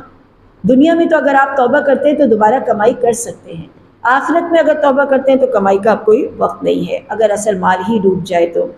انہیں نیچے اوپر سے آگ کے شعلے سائبان بن کے ڈھانک رہے ہوں گے، یہی عذاب ہے جس سے اللہ تعالیٰ اپنے بندوں کو ڈرا رہا ہے۔ میرے بندوں مجھ سے ڈرتے رہو۔ اور فرمایا جن لوگوں نے طاغوت کی عبادت سے پرہیز کیا، والذین اجتنبوا الطاغوت، یہ لفظ بار بار آتا ہے اور میں اس کی ایکسپلینیشن میں یہی کہتی ہوں، جیسے ہمارا کلمہ ہے لا الہ الا اللہ، اس میں بھی پہلے اجتناب طاغوت ہے. پہلے یہ نہیں کہا کہ اللہ کا نام لو، پہلے یہ کہا غیر اللہ سے بچ جاؤ. آیت الکرسی کے بعد بھی یہی چیز آتی ہے کہ جو کوئی طاغوت سے بچ جائے تو گویا پہلا کام ہے برائی سے رکنا، اس کے بعد اللہ سبحانہ و تعالیٰ یا کوئی نیک عمل اپنے سامنے لے کر آئیے، اللہ کی عبادت کیجیے. اللہ نے یہاں فرمایا طاغوت کی عبادت سے پرہیز گیا اور اللہ کی طرف متوجہ ہوا. یہ بات بھی تو ہو سکتی تھی کہ جو اللہ کی طرف متوجہ ہوا اور اس نے طاغوت سے پرہیز کیا، لیکن اللہ تعالیٰ کلمے میں بھی پہلے طاغوت سے پرہیز بتاتا ہے. آیت الکرسی میں بھی فرماتا ہے وَمَن یکفر بالطاغوت، آیت الکرسی کے فوری بعد وَیُؤْمِن بِاللَّہ، اور یہاں پہ بھی یہی، جس نے طاغوت کی عبادت سے پرہیز کیا اور اللہ کی طرف متوجہ ہوا وہ خوشخبری کے لائق ہے. اس کو خوشخبری دے دیجئے جو بات کو کان لگا کر سنتے ہیں، جو بہترین بات ہو، یعنی اللہ کے کلام کو واقعتاً ہماتاً گوش ہو کر لسننگ پوائنٹ آف ویو سے سنتے ہیں، یہی عقل مند لوگ ہیں. پھر جس شخص کے اوپر عذاب کی بات لازم ہو گئی، اے نبی آپ اسے عذاب سے نہیں چھڑا سکتے. ہاں وہ لوگ جو اپنے رب سے ڈرتے ہیں ان کے لیے بالا خانے ہیں، ان کے اوپر اور بالا خانے ہیں، یعنی اونچی اونچی عمارتیں. اس دنیا میں بھی ہمیں منزلہ عمارتیں پسند ہیں، اسی طرح یہاں پر بھی جس کے نیچے نہریں بہہ رہی ہوں گی. رب کا وعدہ ہے اور اللہ تعالیٰ وعدہ خلافی نہیں کرتا. کیا آپ نے نہیں دیکھا اللہ تعالیٰ آسمان سے پانی برساتا ہے، اسے زمین کے سوتوں تک، اس کی جڑوں تک پہنچا دیتا ہے اور اس کے ذریعے مختلف کھیتیاں اگاتا ہے. پھر وہ کھیتیوں کے بارے میں بھی فرمایا جس طرح آپ دیکھتے ہیں اگتی ہے، سرسبز ہوتی ہے، ہر رنگ کی ہوتی ہے، اس کے بعد زرد ہو کے خشک ہو جاتی ہے. اس کے بعد ایک اور بہت خوبصورت آیت ہے، آیت نمبر 22، افمن شرح اللہ صدرہ للاسلام، کیا وہ شخص جس کا سینہ اللہ نے اسلام کے لیے کھول دیا ہے اور اپنے پروردگار کی طرف سے وہ ایک نور پر ہے، اور جس کا دل یاد الہی سے غافل ہے، دونوں برابر تو نہیں ہے. وہ سری گمراہی میں، یہ سری راہیاب. اللہ سبحانہ وتعالیٰ نے شرح صدر یقین کی کیفیت کو کہا ہے، ایک بار یقین ہو جائے اور پیچھے نہ ہٹے. اور اللہ تعالیٰ کے رسول نے فرمایا من یرد اللہ خیرا یفقہہ فی الدین. اللہ سبحانہ وتعالیٰ کے نبی نے فرمایا کہ جو کسی کے ساتھ اللہ بھلائی کا ارادہ کرتا ہے، اللہ تعالیٰ اس کے سینے کو کھول دیتا ہے، اس کے لیے دین کی سمجھ آسان کر دیتا ہے. ہم اس دنیا میں دیکھتے ہیں کہ ہم کسی کو پروموٹ کرنا چاہتے ہیں، بھلائی کرنا چاہتے ہیں تو اس کو ایکسٹرا کچھ دیتے ہیں، تو لوگوں کو سمجھ آ جاتا ہے یہ ان کے پیارے ہیں، مخصوص لوگ ہیں، ہر بار ان کو ہی نوازتے ہیں. اللہ سبحانہ و تعالیٰ یہاں فرماتے ہیں کہ ہم جس کے ساتھ بھلائی کا ارادہ کرتے ہیں اس کے سینے کو اسلام کے لیے کھول دیتے ہیں. تو جن کے سینے اسلام کے لیے نہیں کھلتے ان کے لیے بڑی وعید ہے. اس کو اگر آپ اپوزٹ کر کے سنیں پڑھیں کہ اللہ سبحانہ و تعالیٰ ان کے ساتھ بھلائی کا ارادہ نہیں کیے ہوئے جس کا دل اسلام کے لیے نہیں کھلا ہوا. اللہ نے بہترین کلام نازل فرمایا اور پچھلی کتابوں سے ملتی جلتی چیز ہے، اور جس دن لوگوں کے رونگٹے کھڑے ہو جائیں گے وہ اپنے رب کا خوف رکھتے ہیں، آخر میں ان کے جسم اور دل اللہ کے ذکر کی طرف نرم ہو جاتے ہیں. یہ اللہ کی ہدایت ہے، جسے چاہے دے راہ راست پر لگائے، اور جسے اللہ تعالیٰ راہ راست سے ہٹا دے اس کا کوئی ہادی نہیں، کوئی اس کو راستہ دکھانے والا نہیں. فرمایا اللہ تعالیٰ نے یہ بہترین کلام جو ہے نا، یہ جب پڑھا جاتا ہے تو ان لوگوں کے رونگٹے کھڑے ہو جاتے ہیں جو اپنے رب کا خوف رکھتے ہیں، اور ان کے دل اور ان کے جسم نرم پڑ جاتے ہیں. کیسے نرم پڑ جاتے ہیں کہ ان کے اندر سے تکبر، ان کے اندر سے خوف آخرت، جہنم کا خوف نکل جاتا ہے، وہ پرسکون ہو کے امن میں آ جاتے ہیں. فرمایا بھلا وہ شخص قیامت کے دن، یعنی وہ شخص قیامت کے دن کے بدترین عذاب کی ایک سپر کہتے ہیں لگام کو، ڈھال کو وہ اپنے منہ پر لے گا. یعنی جہنم سے آگ کی لپیٹیں آ رہی ہوں گی. دنیا میں ہم کسی چیز سے بچنے کے لیے ہاتھ کو آگے کرتے ہیں کہ مت کرو، لیکن اس روز وہ اپنے منہ کو آگے کرے گا کیونکہ اس کا جسم ویسے ہی ایک اور عذاب میں ہوگا. ان سے پہلے والوں نے بھی جھٹلایا، پھر ان کے اوپر بھی عذاب آیا. اللہ تعالیٰ نے انہیں دنیا میں بھی رسوائی دی اور آخرت کا عذاب بڑا بھاری ہے. اللہ تعالیٰ فرماتے ہیں ہم نے قرآن میں ہر قسم کی مثالیں بیان کر دی شاید کہ وہ نصیحت حاصل کر لیں. عربی میں بیان کر دیں تاکہ وہ نصیحت حاصل کر لیں. آگے ایک اور مثال دی کہ ایک شخص ہے جس کے بہت سارے آقا ہیں، اور دوسرا وہ ہے جس کا ایک ہی آقا ہے یا وہ ایک ہی کا غلام ہے. آپ نے کبھی اکثر دیکھا ہوگا کہ جو سانجھے کی یہ کام ہوتے ہیں نا، اس میں لڑائیاں بہت ہوتی ہیں. اور جو بیچارہ ایک آدمی ہے کام کرنے والا، اس کا حال بڑا خراب ہوتا ہے۔ اگر ایک گھر ہے اس میں 4 فیملیز رہ رہی ہیں اور انہوں نے ایک ہی ڈرائیور رکھا ہوا ہے، تو آپ سمجھ سکتے ہیں کیا حال ہوتا ہے اس ڈرائیور کا۔ تو میرے کام سے نہیں گئے، کہتے ہیں ابھی میں اس کا کر کے آ رہا ہوں، تو اس کا کر کے آ رہے ہو تو میرا کام کر دینا۔ جب وہ اس کا کرنے جاتا ہے تو تیسرا کہتا ہے میرا کام کیوں نہیں، جب تیسرے کا کرنے جاتا ہے تو پہلا کہتا ہے میرا کام کیوں نہیں، پہلے کا کرتا ہے تو چوتھا آ جاتا ہے میرا کام کیوں نہیں، آخر وہ نوکری چھوڑ دیتا ہے۔ وہ کہتے ہیں ایک کا غلام بننا بہتر ہے، یہ 4 لوگوں سے بے شک آپ پیسے زیادہ دیتے مگر میں نہیں کر سکتا۔ ایک کا غلام بننا، یہ جو ہم نے اپنے چاروں طرف اپنے معبود بنا رکھے ہیں، کبھی ہمیں اس کو خوش کرنا ہوتا ہے، کبھی اسے خوش کرنا ہوتا ہے، کبھی اسے خوش کرنا ہوتا ہے، اور اس چکر میں خوش تو خیر کوئی بھی نہیں ہوتے ان چاروں گھر والوں کی طرح، انہیں شکایت ہی رہے گی کہ میرا ہی کام نہیں کرتا، لیکن ساتھ ساتھ ہم خود بھی اجیرن ہو جاتے ہیں، ہم خود بھی پریشان ہو جاتے ہیں، خوش کوئی بھی نہیں ہو رہا اور میں زبردستی ہر ایک کو خوش کرنے کے چکر میں اپنی صلاحیتوں کو گنوا رہی ہوں۔ سب تعریفیں اللہ کے لیے ہیں۔ یقیناً خود اے نبی آپ کو بھی موت آئے گی اور یہ سب بھی مرنے والے، اور قیامت کے دن اپنے رب کے سامنے یہ جھگڑا کریں گے۔ اس سے بڑھ کر ظالم کون ہے جو اللہ تعالیٰ پہ جھوٹ بولے اور سچا دین جب اس کے پاس آئے تو وہ کہے کہ یہ جھوٹ ہے۔ کافروں کے لیے، ایسے کافروں کے لیے جہنم ہے، اور جو سچے دین کو لے کر آئے گا اس سے تصدیق کی یہی پارسا لوگ ہیں، ان کے لیے ان کے رب کے پاس بہت ساری نعمتیں ہیں، تاکہ اللہ تعالیٰ ان سے برے عملوں کو دور بھی کر دے۔ جو لوگ اللہ تعالیٰ کو راضی کرنے کے لیے نیک عمل کرتے ہیں تو ان کے جو لمم ہوتے ہیں اللہ تعالیٰ ان کو دور کرتا رہتا ہے، چھوٹی موٹی برائیاں۔ اور آگے اللہ سبحانہ و تعالیٰ نے فرمایا، یہ بھی بڑی خوبصورت آیت ہے، سورہ زمر پڑھنے میں ہی بڑی خوبصورت ہے، الیس اللہ بکاف عبدہ۔ یہ وہ والی آیتیں ہیں کہ جو آپ نے اکثر و بیشتر کیلی گرافی میں بھی دیکھی ہوگی۔ یہ اپنی اپنی جگہ ایک ایک آیت نہ بڑے معنی رکھتی ہے، جیسے پیچھے بھی ہم نے پڑھی، ایسے یہ والی آیت ہے کہ اللہ تعالیٰ اپنے بندے کے لیے کافی نہیں ہے۔ اب اس میں ذرا سا مڑ کے اس ہسٹری پہ جائیے جو اللہ نے انعامات فرمائے تھے۔ کیا اللہ تعالیٰ بدر میں 1000 کے مقابلے میں 313 کو کافی نہیں کر دیا تھا؟ 1000 کے مقابلے میں 1/3۔ اسی طرح سے کیا ابو جہل، ابو لہب، عتبہ، شیبہ جیسے سرداروں کے مقابلے میں بلال کافی نہیں تھے؟ بلال کو کافی نہیں کر دیا؟ یعنی بلال کے لیے اللہ کافی تھا ان کے مقابلے میں۔ کیا مکے سے نکالے گئوں کو شان کے ساتھ واپس لانے میں اللہ کافی نہیں تھا؟ تو ہمارے پاس جتنی بھی تکلیفیں اور پریشانیاں ہیں ان سب پہ ہم کہہ سکتے ہیں کہ اللہ ہمارے لیے کافی ہے۔ کہتے ہیں نا مشکلات سے یہ نہ کہو تو بڑی ہے، مشکلات سے یہ کہو میرا رب بڑا ہے۔ جتنی مصیبتیں اور پریشانیاں آئیں ان کے مقابلے میں اللہ کی قوت بڑی ہے، اللہ کافی ہے ہمارے لیے۔ یہ لوگ آپ کو اللہ کے سوا اوروں سے ڈرا رہے ہیں، جسے اللہ گمراہ کر دے اسے رہنمائی دینے والا کوئی نہیں، اور جسے ہدایت دے اسے گمراہ کرنے والا کوئی نہیں۔ اس کے بعد وہی توحید ربوبیت ہے کہ ان سے پوچھیے آسمان و زمین کو کس نے پیدا کیا، وہ کہیں گے اللہ۔ پھر اس کے بعد فرمایا کہ اگر اللہ تمہیں نقصان پہنچانا چاہے تو کیا یہ روک سکتے ہیں، یا اللہ تعالیٰ مہربانی کرنا چاہے تو روک سکتے ہیں؟ کہہ دیجئے مجھے اللہ کافی ہے، یعنی بار بار یہ بات کہے جانا، قل حسبی اللہ، حسبی اللہ، حسبی اللہ، اللہ آپ ہمیں کافی ہیں۔ ہر مشکل، ہر پریشانی کے مقابلے میں، ہر آفت، ہر دشمنی کے مقابلے میں اللہ ہمیں کافی ہے، ہم آپ پہ توکل کرتے ہیں۔ اے نبی کہہ دیجئے میری قوم تم اپنی جگہ عمل کرو، میں اپنی جگہ عمل کر رہا ہوں، تم جلدی جان لو گے کہ کس پر رسوا کرنے والا عذاب آتا ہے اور ہمیشگی کی سزا ہوتی ہے۔ یہ کتاب اللہ نے حق کے ساتھ نازل فرمائی ہے، جو گمراہ ہوگا اس کی گمراہی اسی کے سر پہ ہے، اللہ کے ذمے نہیں ہے۔ اس کے بعد اللہ تعالیٰ نے نیند کا ذکر فرمایا اور نیند کو آدھی موت کہا۔ سونے سے پہلے کے اعمال اسی لیے بہت اہم ہیں کہ سوتے ہوئے ہمیں نہیں معلوم کہ ہم واپس اس دنیا میں جاگیں گے یا مر جائیں گے، یا آخری جو کام ہے وہ اگر ہمارا برائی کا ہے تو ہماری پوری رات اس کے ساتھ گزرتی ہے، اور صبح جب ہم اٹھتے تو ہماری پازیٹیوٹی ختم اور نیگیٹیوٹی بڑھی ہوئی ہوتی ہے۔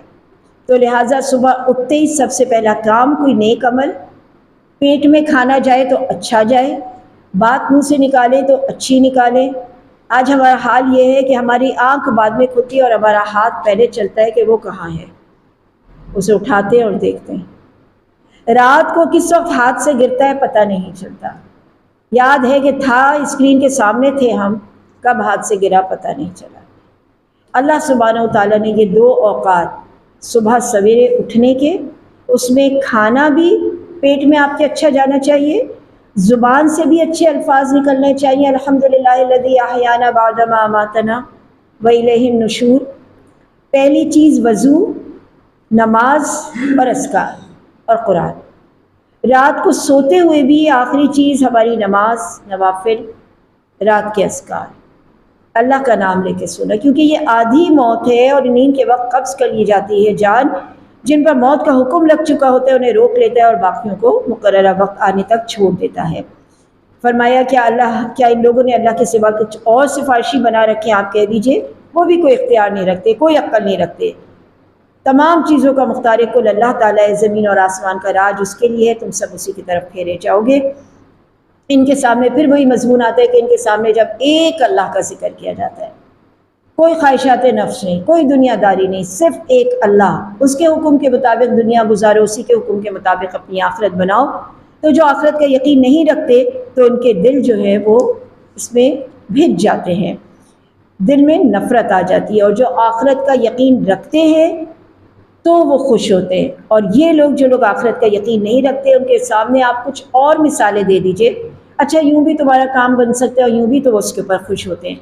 آپ کہہ دیجئے اللہ نے آسمان اور زمین کو پیدا کیا، کھلے اور چھپے کا جاننے والا ہے، اور ان تمام باتوں میں فیصلہ فرمائے گا جس میں یہ الجھ رہے ہیں۔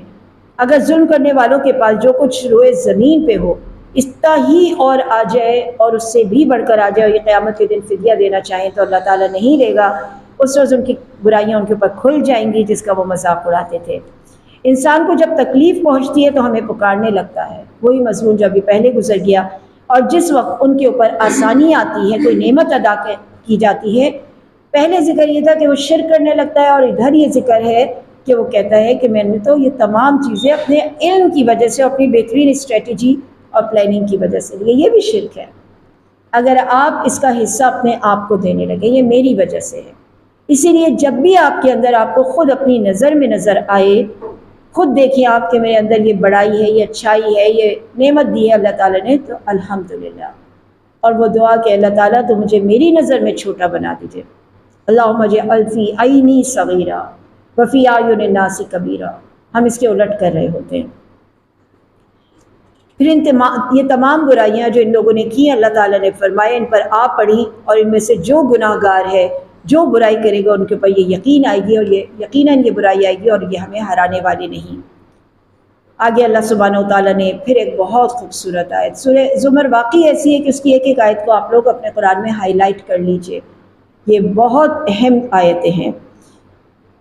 کیا انہیں یہ نہیں معلوم کہ اللہ تعالیٰ جس کے لیے چاہے روزی کشادہ کرتا ہے اور جس کے لیے چاہے تنگ؟ ایمان لانے والوں کے لیے اس میں بڑی نشانیاں ہیں۔ ان سے کہہ دیجئے نبی، قل یا عبادی الذین اسرفوا علی انفسہم، وہ لوگ جنہوں نے اپنی جانوں پہ اسراف کر لیا، زیادتی کر لی، لا تقنطوا من رحمت اللہ، میں اللہ کی رحمت سے مایوس نہ ہوں۔ یہ اللہ کی بہت بڑی نعمت ہے۔ اللہ سبحانہ وتعالیٰ کی اس آیت کے آتے ہی مسلمانوں میں خوشیوں کی لہر بہر گئی تھی کہ اللہ سبحانہ وتعالیٰ نے اپنی مغفرت اور اپنی رحمت کو دریا کی طرح بہایا ہے، اور فرمایا اگر تم نے اپنی جانوں پہ زیادتی کی، گناہ کیا، کسی بھی چیز میں ملوث ہوئے، تو مایوس نہ ہونا، صرف تم اپنے گناہوں کی توبہ کرو، وہ بڑی بخشش کرنے والا اور رحم کرنے والا ہے۔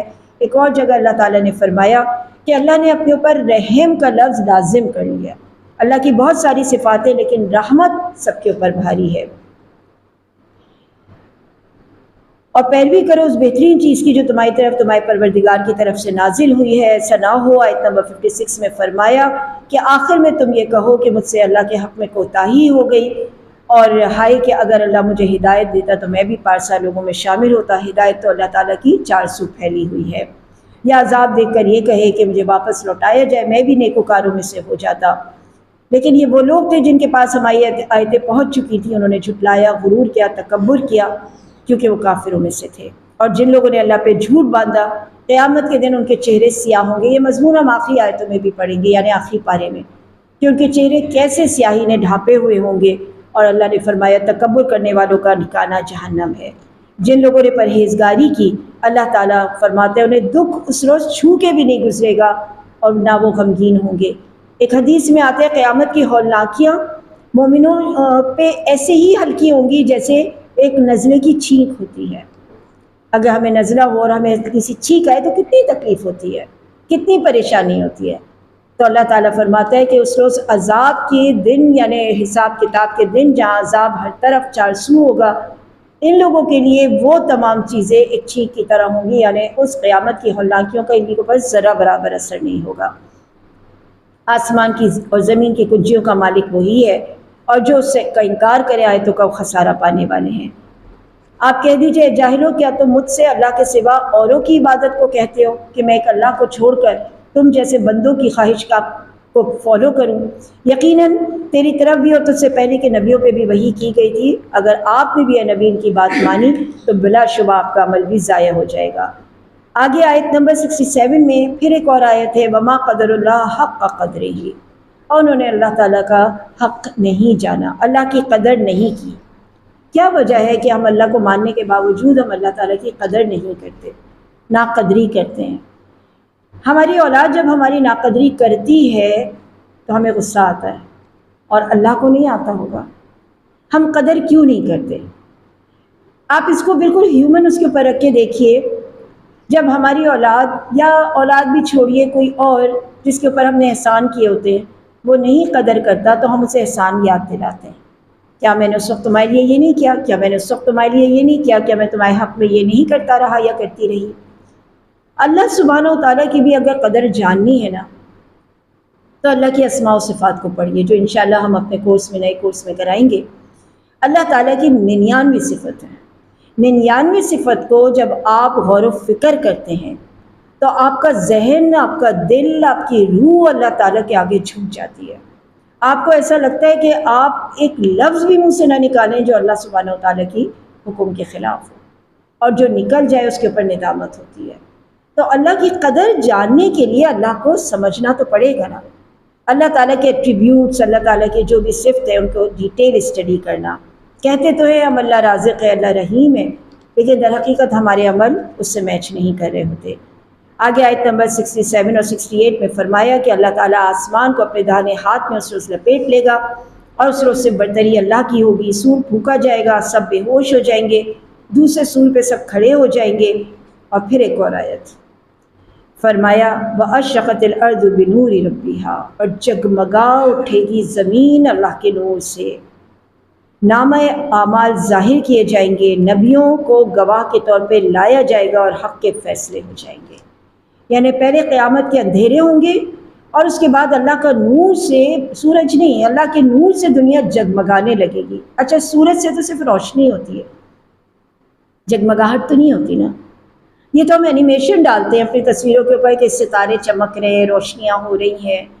اس روز جب یہ سارے فیصلے ہو جائیں گے تو اللہ سبحانہ و تعالیٰ اپنا چہرہ، اپنا دیدار فرمائے گا ان لوگوں کے لیے کہ جو نیکوکار ہوں گے، اور اس روز ان نیکوکاروں کے لیے، بدکاروں کے لیے تو زمین کالی، آسمان کالا، اندھیرا اور عذاب ہوگا، لیکن نیکوکاروں کے لیے زمین اور آسمان کا پورا نور جگمگا رہا ہوگا اللہ تعالیٰ کے چہرے سے، اور اس روز گواہوں کو لے کر آیا جائے گا۔ جو شخص نے جو کیا اسے بھرپور بدلہ، کافروں کے غول کے غول۔ اب یہاں زمر کا لفظ آیا، اور اس میں بھی بڑی ایک حکمت کی بات ہے کہ ہم اچھائی یا برائی اکیلے کرنے میں لذت نہیں لیتے، اپنے گروپ کے ساتھ لیتے ہیں۔ آپ اکیلے کافی پینے جائیں، اکیلے باہر گھومنے جائیں، اکیلے کوئی مووی دیکھیں، نہیں مزہ آتا۔ ذرا 2-4 یار دوستوں، خاص کر جن کے ساتھ ذہنی ہم آہنگی ہو، لائک مائنڈیڈ لوگ ہوں، تو مزہ ہی دوبارہ ہو جاتا ہے۔ اور بعض اوقات ایسا ہوتا ہے کہ جو آپ کے خاص دوست ہوتے ہیں یا جن سے آپ محبت کرتے ہیں، آپ کے حلق سے نوالا نہیں اترتا، وہ بھی ہوتا نا، تو مزہ آتا۔ تو یہاں پر بھی جہنم میں غول کے غول جائیں گے۔ اب یہ اس وجہ سے نہیں جائیں گے کہ یہ چاہتے ہیں کہ تم ہمارے ساتھ وہاں پہ رہو، یہ اس روز بغض میں ان کو گھسیٹیں گے۔ اس دنیا میں تو آپ پیار اور محبت سے گھسیٹتے نا، نہیں میں جا رہی ہوں تم بھی چلو، نہیں مزہ کیا آئے گا تمہارے بغیر، نہیں چھوڑو پھر میں بھی نہیں جا رہی۔ لیکن یہ دنیا میں یہ غول بنتے ہیں محبت کی وجہ سے۔ قیامت کے دن یہ غول کے غول ایک دوسرے کو غصے میں گھسیٹ کے لے کر جا رہے ہوں گے، چلو ہمارے ساتھ، تم بھی تو شریک تھے میرے اس گناہ میں، مجھے تو وہ گناہ کرنے میں مزہ نہیں آتا تھا جب تک کہ تم اس کے ساتھ نہیں ہوتے تھے۔ تو زمرہ کا لفظ ہے کہ غول کے غول جہنم میں ہانکے جائیں گے۔ جب اس کے پاس پہنچ جائیں گے تو یک مشت دروازہ کھلے گا، لپیٹے باہر آئیں گے، اور وہاں کے نگہباں ان سے سوال کریں گے تمہارے پاس رسول نہیں آئے تھے، تمہارے پاس اللہ کی آیتیں نہیں پڑھی جاتی تھیں، اس دن کا ڈراوا نہیں آتا تھا، وہ کہیں گے ہاں ایسا ہی تھا، لیکن عذاب اس روز ان کے اوپر ثابت ہو جائے گا۔ کہا جائے گا اب جہنم کے دروازوں میں داخل ہو جاؤ، یہیں ہمیشہ رہو، یہ سرکشوں کا ٹھکانہ ہے۔ ان کے مقابلے میں دوسرا گروہ جو نیکوکاروں کا گروہ ہے، یہ ایک دوسرے کو لے کے جانا پسند کریں گے۔ وہ غصے میں دھکے دے رہے ہوں گے، یہ ایک دوسرے کو لے کے جانا پسند کریں گے، جیسے دنیا میں کہ تم ہمارے ساتھ ہی رہے ہو اس دنیا میں، اس نیکی کے کام میں۔ اگر ہم دیکھ بھی رہے ہیں کہ تم ذرا سے 2 اسٹیپ پیچھے ہو تو ہم تمہیں ساتھ لے کے جائیں گے، تم کہیں نہ کہیں ہمارے اس نیک کام میں ہمارے ساتھ تھے۔ تو وہ لوگ جو اپنے رب سے ڈرتے تھے، ان کے گروہ در گروہ جنت کی طرف روانہ کیے جائیں گے، یہاں تک کہ جب ان کے پاس آ جائیں گے، دروازے کھول دیے جائیں گے، تو وہاں کا نگہباں ان سے کیا کہے گا؟ وہ کتنا سخت نگہباں تھا اور یہ کیسا نگہباں ہوگا۔ سلامتی ہو تم پر، سلام علیکم طبتم، بڑے مزے میں رہے تم، بڑے خوشحال رہے، اب تم اس میں داخل ہو جاؤ، فادخلوہا خالدین، ہمیشہ کے لیے۔ یہ کہیں گے قالوا الحمدللہ الذی، اے اللہ آپ کی بہت حمد و ثنا ہے، صدقنا وعدہ، آپ نے اپنا وعدہ پورا کیا، وَأَوْرَثْنَا الْأَرْضَ، اور ہمیں اس زمین کا وارث بنایا، یعنی جنت کی زمین کا، کہ جنت میں جہاں چاہے ہم قیام کریں۔ عمل کرنے والوں کا کیا ہی اچھا بدلہ ہے۔ اب ذرا اس کو تصور کیجئے آخری آیت سے پہلے کہ جو زمر اچھے لوگوں کا ہوگا، اللہ تعالیٰ کا نور جگمگا رہا ہوگا، ہر طرف روشنیاں بکھری ہوں گی، حمد کے ترانے ہوں گے، نبی کریم صلی اللہ علیہ وسلم ہوں گے، پھر ان کا یہ شکر ادا کرنا ہوگا جنت کے دروازوں سے، وہاں کے نگہباں باہر نکل کے ان کو ویلکم کر رہے ہوں گے۔ السلام علیکم مینس ویلکم کر رہے ہوں گے، طبتم، مزے میں رہے تم، اب آ جاؤ تم یہاں پہ۔ اللہ تعالیٰ نے انہیں جنت کا وارث بنا دیا ہوگا، اور ایسے میں ایک اور سین ہے کہ فرشتوں کو اللہ کے ارض کے ارد گرد حلقے باندھے ہوئے اپنے رب کی حمد اور تسبیح بیان کرتے دیکھے گا۔ آج تو فرشتے ہمارے لیے غیب ہیں، مگر جب ہم اس دنیا میں ہوں گے تو وہ غیب نہیں ہوگا، ہماری نگاہوں میں وہ طاقت ہوگی کہ ہم ان فرشتوں کو دیکھ سکیں، ان فرشتوں کی ہیبت، ان کا نور۔ اللہ تعالیٰ کا عرش ہوگا، اللہ تعالیٰ کے عرش کے چاروں طرف وہ ہاتھ باندھے، جیسے ہم نماز میں ہاتھ باندھتے ہیں، ایسے کھڑے ہوں گے اور رب کی حمد و تسبیح بیان کر رہے ہوں گے۔ اس دن انصاف کا فیصلہ کیا جائے گا اور کہہ دیا جائے گا کہ تمام خوبی اللہ کے لیے ہے جو تمام جہانوں کا پالنے والا ہے۔ الحمدللہ، یا سورہ زمر بھی ہماری مکمل ہوئی۔ سورہ مومن، جس کا دوسرا نام سورہ غافر بھی ہے۔ سورہ غافر کو سورہ مومن اس لیے کہا جاتا ہے کیونکہ اس میں ایک مومن کا تذکرہ ہوگا، اور غافر اس وجہ سے کہ آیت نمبر 3 میں کہ بالکل شروع میں غافر الذنب بھی آیا ہے، یعنی بخشش والے کو، مغفرت کرنے والے کو، یہ اللہ کی صفت کہتے ہیں، یعنی غافر کس کو کہتے ہیں؟ مغفرت کرنے والے کو۔ دوسری وجہ یہ بھی جو میں نے آپ کو بتایا کہ ایک بندہ مومن کا خاص تذکرہ ہے، اس تذکرے کی وجہ سے اس کا دوسرا نام مومن ہے۔ یہ آیت نمبر 28 سے 45 کے درمیان بات آئے گی۔ سورت کا موضوع کیا ہے؟ حق اور باطل، ہدایت اور ضلالت کے درمیان مارکا۔ سورت کی ابتدا نبی کریم صلی اللہ علیہ وسلم کے دائمی معجزے قرآن سے ہوتی ہے، تازہ اور زندہ کلام ہے جو کئی صدیاں گزرنے کے باوجود آپ نبی کریم صلی اللہ علیہ وسلم کی صداقت کا گواہ ہے۔ آج بھی تازہ اور زندہ ہے، سائنسی ترقیاں ہو جائے، علمی حقائق ہو جائے، انسان کے علم میں تو اضافہ ہوگا، لیکن در حقیقت قرآن کا جو علم ہے وہ 1400 سال پہلے سے اس میں موجود ہے۔ اس کی ایک ہی آیت میں اللہ سبحانہ و تعالیٰ کی 4 صفات بیان کی گئی ہیں: گناہ معاف کرنے والا، توبہ قبول کرنے والا، سخت سزا دینے والا، اور بندوں پہ احسان اور فضل کرنے والا۔ یہ آیت نمبر 3 ہے۔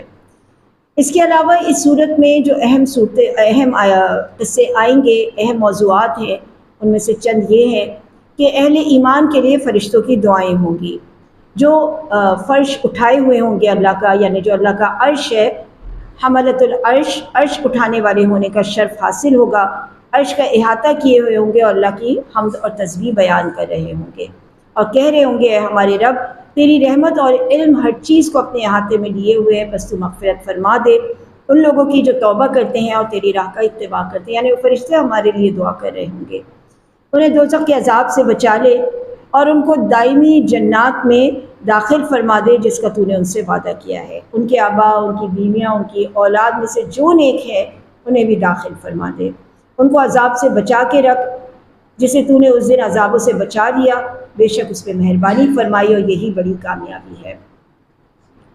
قرآن کا ایک خاص اسلوب ہے کمپیریزن کرنا، اس کو عربی میں کہیں گے ترغیب و ترہیب۔ ترغیب رغبت دلانا، اور رہبہ کہتے ہیں خوف دلانا۔ جنت کے بعد جہنم اور اہل ایمان کے بعد اہل کفر کا تذکرہ، تو یہاں بھی ایسا ہی ہوا۔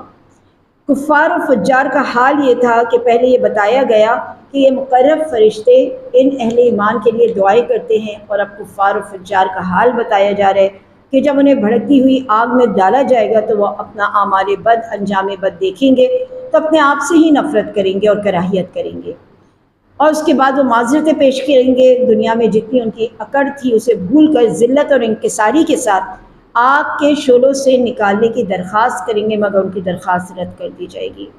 جہنم کے داروغے ہوں گے، یعنی وہ جو جہنم کے اوپر سپاہی ہوتے ہیں، ان سے کہیں گے کہ آج عذاب کی شدت دیکھنے کے بعد تم اپنے آپ پر نفرت کا اظہار کر رہے ہو، اس سے کہیں زیادہ نفرت اللہ تعالیٰ اس وقت تم سے کرتا تھا جب تمہیں ایمان کی دعوت دی جاتی تھی، مگر تم سرکشی کرتے، کفر کرتے اور ایمان کو قبول کرنے سے انکار کرتے۔ یہ آیت 10 تا 14 میں مضمون ہے، 10 سے 12 میں۔ وہ عدل و انصاف کا دن ہوگا، یہ قیامت کا دن تو بندوں کے درمیان عدل اور انصاف کا دن ہے۔ آج ہر شخص کو اس کی نیکی کا یا برے عمل کا بدلہ دیا جائے گا۔ ظلم اور سرکشی کے مشہور کردار اس میں بتائے ہیں۔ فرعون کا قصہ ہے، حضرت موسیٰ کے ساتھ جو پیش آیا، اور یہ بتایا کہ کبھی بھی ان متکبروں کا انجام اچھا نہیں ہوتا۔ حضرت موسیٰ کا قصہ کئی صورتوں میں آئے، لیکن خاص سورہ غافر میں ایک مومن بندے کا بھی خاص ذکر ہے، اسی لیے اس کا نام سورہ مومن ہے۔ وہ خفیہ طور پہ ایمان لا چکا تھا۔ جس وقت حضرت موسیٰ کے قتل کے مشورے ہو رہے تھے تو یہ صاحب ایمان ان کے دفاع کے لیے کھڑا ہوا اور کہنے لگا، تم ایک شخص کا خون صرف اس بارے میں بہاتے ہو اس وجہ سے کہ وہ کہتا ہے میرا رب اللہ تعالیٰ ہے، حالانکہ تمہارے پاس خود بھی واضح نشانی اور دلیل موجود ہیں۔ لیکن فرعون اپنی بات پہ اڑا رہا اور اس نے کہا میری ہی رائے درست ہے، میرا ہی فیصلہ درست ہے، موسیٰ کو قتل کر دیا جائے اور اس کی کوئی بات کو قبول نہ کیا جائے۔ آج ہم دیکھتے ہیں، آج ہمارے ڈکٹیٹروں کا بھی یہی مزاج ہے، اگر ان کے مزاج کے خلاف کوئی بھی بات ہے ان کے مزاج کے خلاف کوئی بھی بات ہے تو ان کے نزدیک وہ شخص دہشت گرد ہوتا ہے، جو حکومت وقت سے ٹکراتا ہے، اس کی پالیسیوں سے ٹکراتا ہے، اس کے لیے ایک ہی جگہ ہے اور وہ جیل ہے، یا اس کے لیے ایک ہی انجام ہے اور وہ پھانسی ہوتی ہے۔ تو بہرحال اس کے بعد یہ بندہ مومن جب کھڑا ہوا، اس کے بعد فرعون کو ایک خطرہ لاحق ہو گیا۔ اس نے یہ سوچا کہ اگر درباری اس کی ان باتوں سے متاثر ہو گئے تو پھر کیا ہوگا، تو اس نے فیصلہ سنا دیا کہ اب موسیٰ اور ہارون کو اس زمین پہ برداشت نہیں کیا جائے گا۔ تو اس نے کہا چلو پہلے تو سیڑھی بناؤ اور لگاؤ، میں دیکھنا چاہتا ہوں کہ موسیٰ کا خدا کہاں ہے۔ تو بلند بالا عمارت تعمیر کرو، میں اوپر تک چڑھوں گا اور دیکھوں گا، اور اسے تعمیر کروائی۔ تو یہی چالاک حکمرانوں کا وتیرہ طریقہ ہوتا ہے، کبھی دھمکی کی زبان استعمال کرتے ہیں اور کبھی مخالف کی رائے کو مذاق میں اڑاتے ہیں تاکہ لوگوں کی نظر میں ان کی اہمیت گر جائے۔ تو فرعون نے بھی اسی طرح استہزاء کیا، اور لیکن جو بندہ مومن تھا اس نے اپنا بیان جاری رکھا، اور فرعون نہ خود ایمان لے کر آیا اور نہ ہی اپنے مقربین کو ایمان لانے کی اجازت دی۔ فرعون اور اس کے انصار یعنی اس کے جو مددگار تھے وہ عذاب کی لپیٹ میں ہوں گے۔ وہ اللہ کا بندہ جو مومن تھا وہ تو بچ گیا اللہ کے عذاب سے، لیکن یہ جو تھے فرعون اور اس کے اعوان یعنی اس کے دوست، یہ سب کے سب اس عذاب کی لپیٹ میں آ گئے، اور اللہ تعالیٰ آیت نمبر 28 سے 46 میں فرماتے ہیں صبح و شام ان کی قبر پہ عذاب ہوگا۔ ایک بار ایسا نہیں ہوگا کہ ان کو عذاب آ گیا اور وہ چھٹ گئے، بلکہ عذاب قبر میں بھی ان کا پیچھا نہیں چھوڑا گیا، صبح و شام ان پر پیش کیا جائے گا، اور آخرت میں تو ایک اور جو اصل عذاب ہے وہ تو آخرت کا عذاب ہے۔ اس کے بعد چند نعمتوں کا تذکرہ فرمایا۔ خارجی کائنات یعنی ایک ہماری کائنات ہے، ہم ہیں، اور ایک ہمارے ارد گرد کی کائنات ہے۔ اللہ نے سکون کے لیے رات بنائی، دیکھنے کے لیے اور معاش کے لیے دن بنایا، سورج نکلے گا، روشنی ہوگی تو ہماری آنکھیں دیکھ پائیں گی۔ آپ جانتے ہیں نا کہ انسان روشنی میں دیکھ پاتا ہے، اندھیرے میں نہیں دیکھ پاتا، جبکہ اور جانور اندھیروں میں بھی دیکھ پاتے ہیں۔ تو دن میں اللہ تعالیٰ نے ہمارے لیے روشنی بنائی تاکہ ہم دیکھ بھال کریں اپنی، اور اپنی معاش یعنی اپنی جو بھی کمائیاں ہیں، خرید و فروخت ہے، ان سب کو دیکھیں۔ زمین کو سکون اور قرار کے لیے بنایا۔ زمین کے انسان کو جتنا سکون اور قرار ملتا ہے نا، پانی اور ہوا میں نہیں ملتا، کیونکہ ہم زمین کے جانور ہیں، یوں سمجھ لیجئے۔ یقیناً پرندوں کو آسمان پہ قرار ملتا ہوگا اور مچھلیوں کو پانی کے اندر، اسے باہر نکالیں آپ تو وہ تڑپے گی، لیکن انسان کیونکہ زمینی مخلوق ہے تو اسے زمین پہ قرار ملتا ہے۔ آپ میں سے اکثر لوگ فلائٹ پہ جاتے ہوئے بھی انہیں فوبیا ہوتا ہے، ڈر لگتا ہے، خوف ہوتا ہے، زمین کا خوف نہیں ہوتا، آسمان کا ہوتا ہے۔ اسی طرح پانی میں جب کشتی جاتی ہے تو سب یہ خوف ہوتا ہے کہ اگر یہ کشتی الٹ گئی تو مطلب ہم بے یار و مددگار پانی کے اندر ڈوبیں گے، جبکہ زمین میں آپ کو یہ خوف نہیں ہوتے۔ تو فرمایا زمین کو سکون و قرار کے لیے بنایا۔ آسمان جب تک ہمارے پاس ہمارے سر کے اوپر ایسا چھت نظر آتا ہے تو ہمیں بڑا سکون ملتا ہے، اگر وہ پھٹنے لگے تو ہمیں دہشت ہوتی ہے۔ اللہ تعالیٰ نے ہمیں اچھی صورتوں سے نوازا، رزق کے طور پہ پاکیزہ چیزیں دی ہیں۔ 61 سے 65 میں ان تمام نعمتوں کا ذکر کیا ہے، مگر انسان شکر ادا نہیں کرتا اور ان مقاصد کے لیے استعمال نہیں کرتا جس مقاصد کے لیے اللہ تعالیٰ نے یہ چیزیں دی ہیں۔ ہم آسمان کو، زمین کو، پانی کو، اپنے اوپر ہونے والی نعمتوں کو، پھلوں کو، جانور کو، اوقات کو، صلاحیتوں کو اس طرح استعمال نہیں کرتے نا جس طرح استعمال کر کے ہم اشرف المخلوقات بن سکتے ہیں۔ یہ ہے ہماری خارجی کائنات، ہماری آیات آفاقی۔ آیات کہتے ہیں نشانی کو، آفاق کہتے ہیں کائنات کو۔ یہ ہے آیات آفاقی، خارجی کائنات، آپ کے باہر کی۔ ایک ہوتی ہے آپ کے اندر کی تخلیق، اسے ہم آیات انفسی کہتے ہیں، اپنے نفس کی نشانیاں۔ تو اپنی تخلیق میں غور و فکر کرے تو وہ اللہ کو پہچان سکتا ہے، نہ تحقیق کرے آسمان میں، نہ تحقیق کرے زمین میں، پانیوں میں، ہواؤں میں، اپنے آپ کو دیکھے، اپنے تخلیق کے مراحل کو دیکھے۔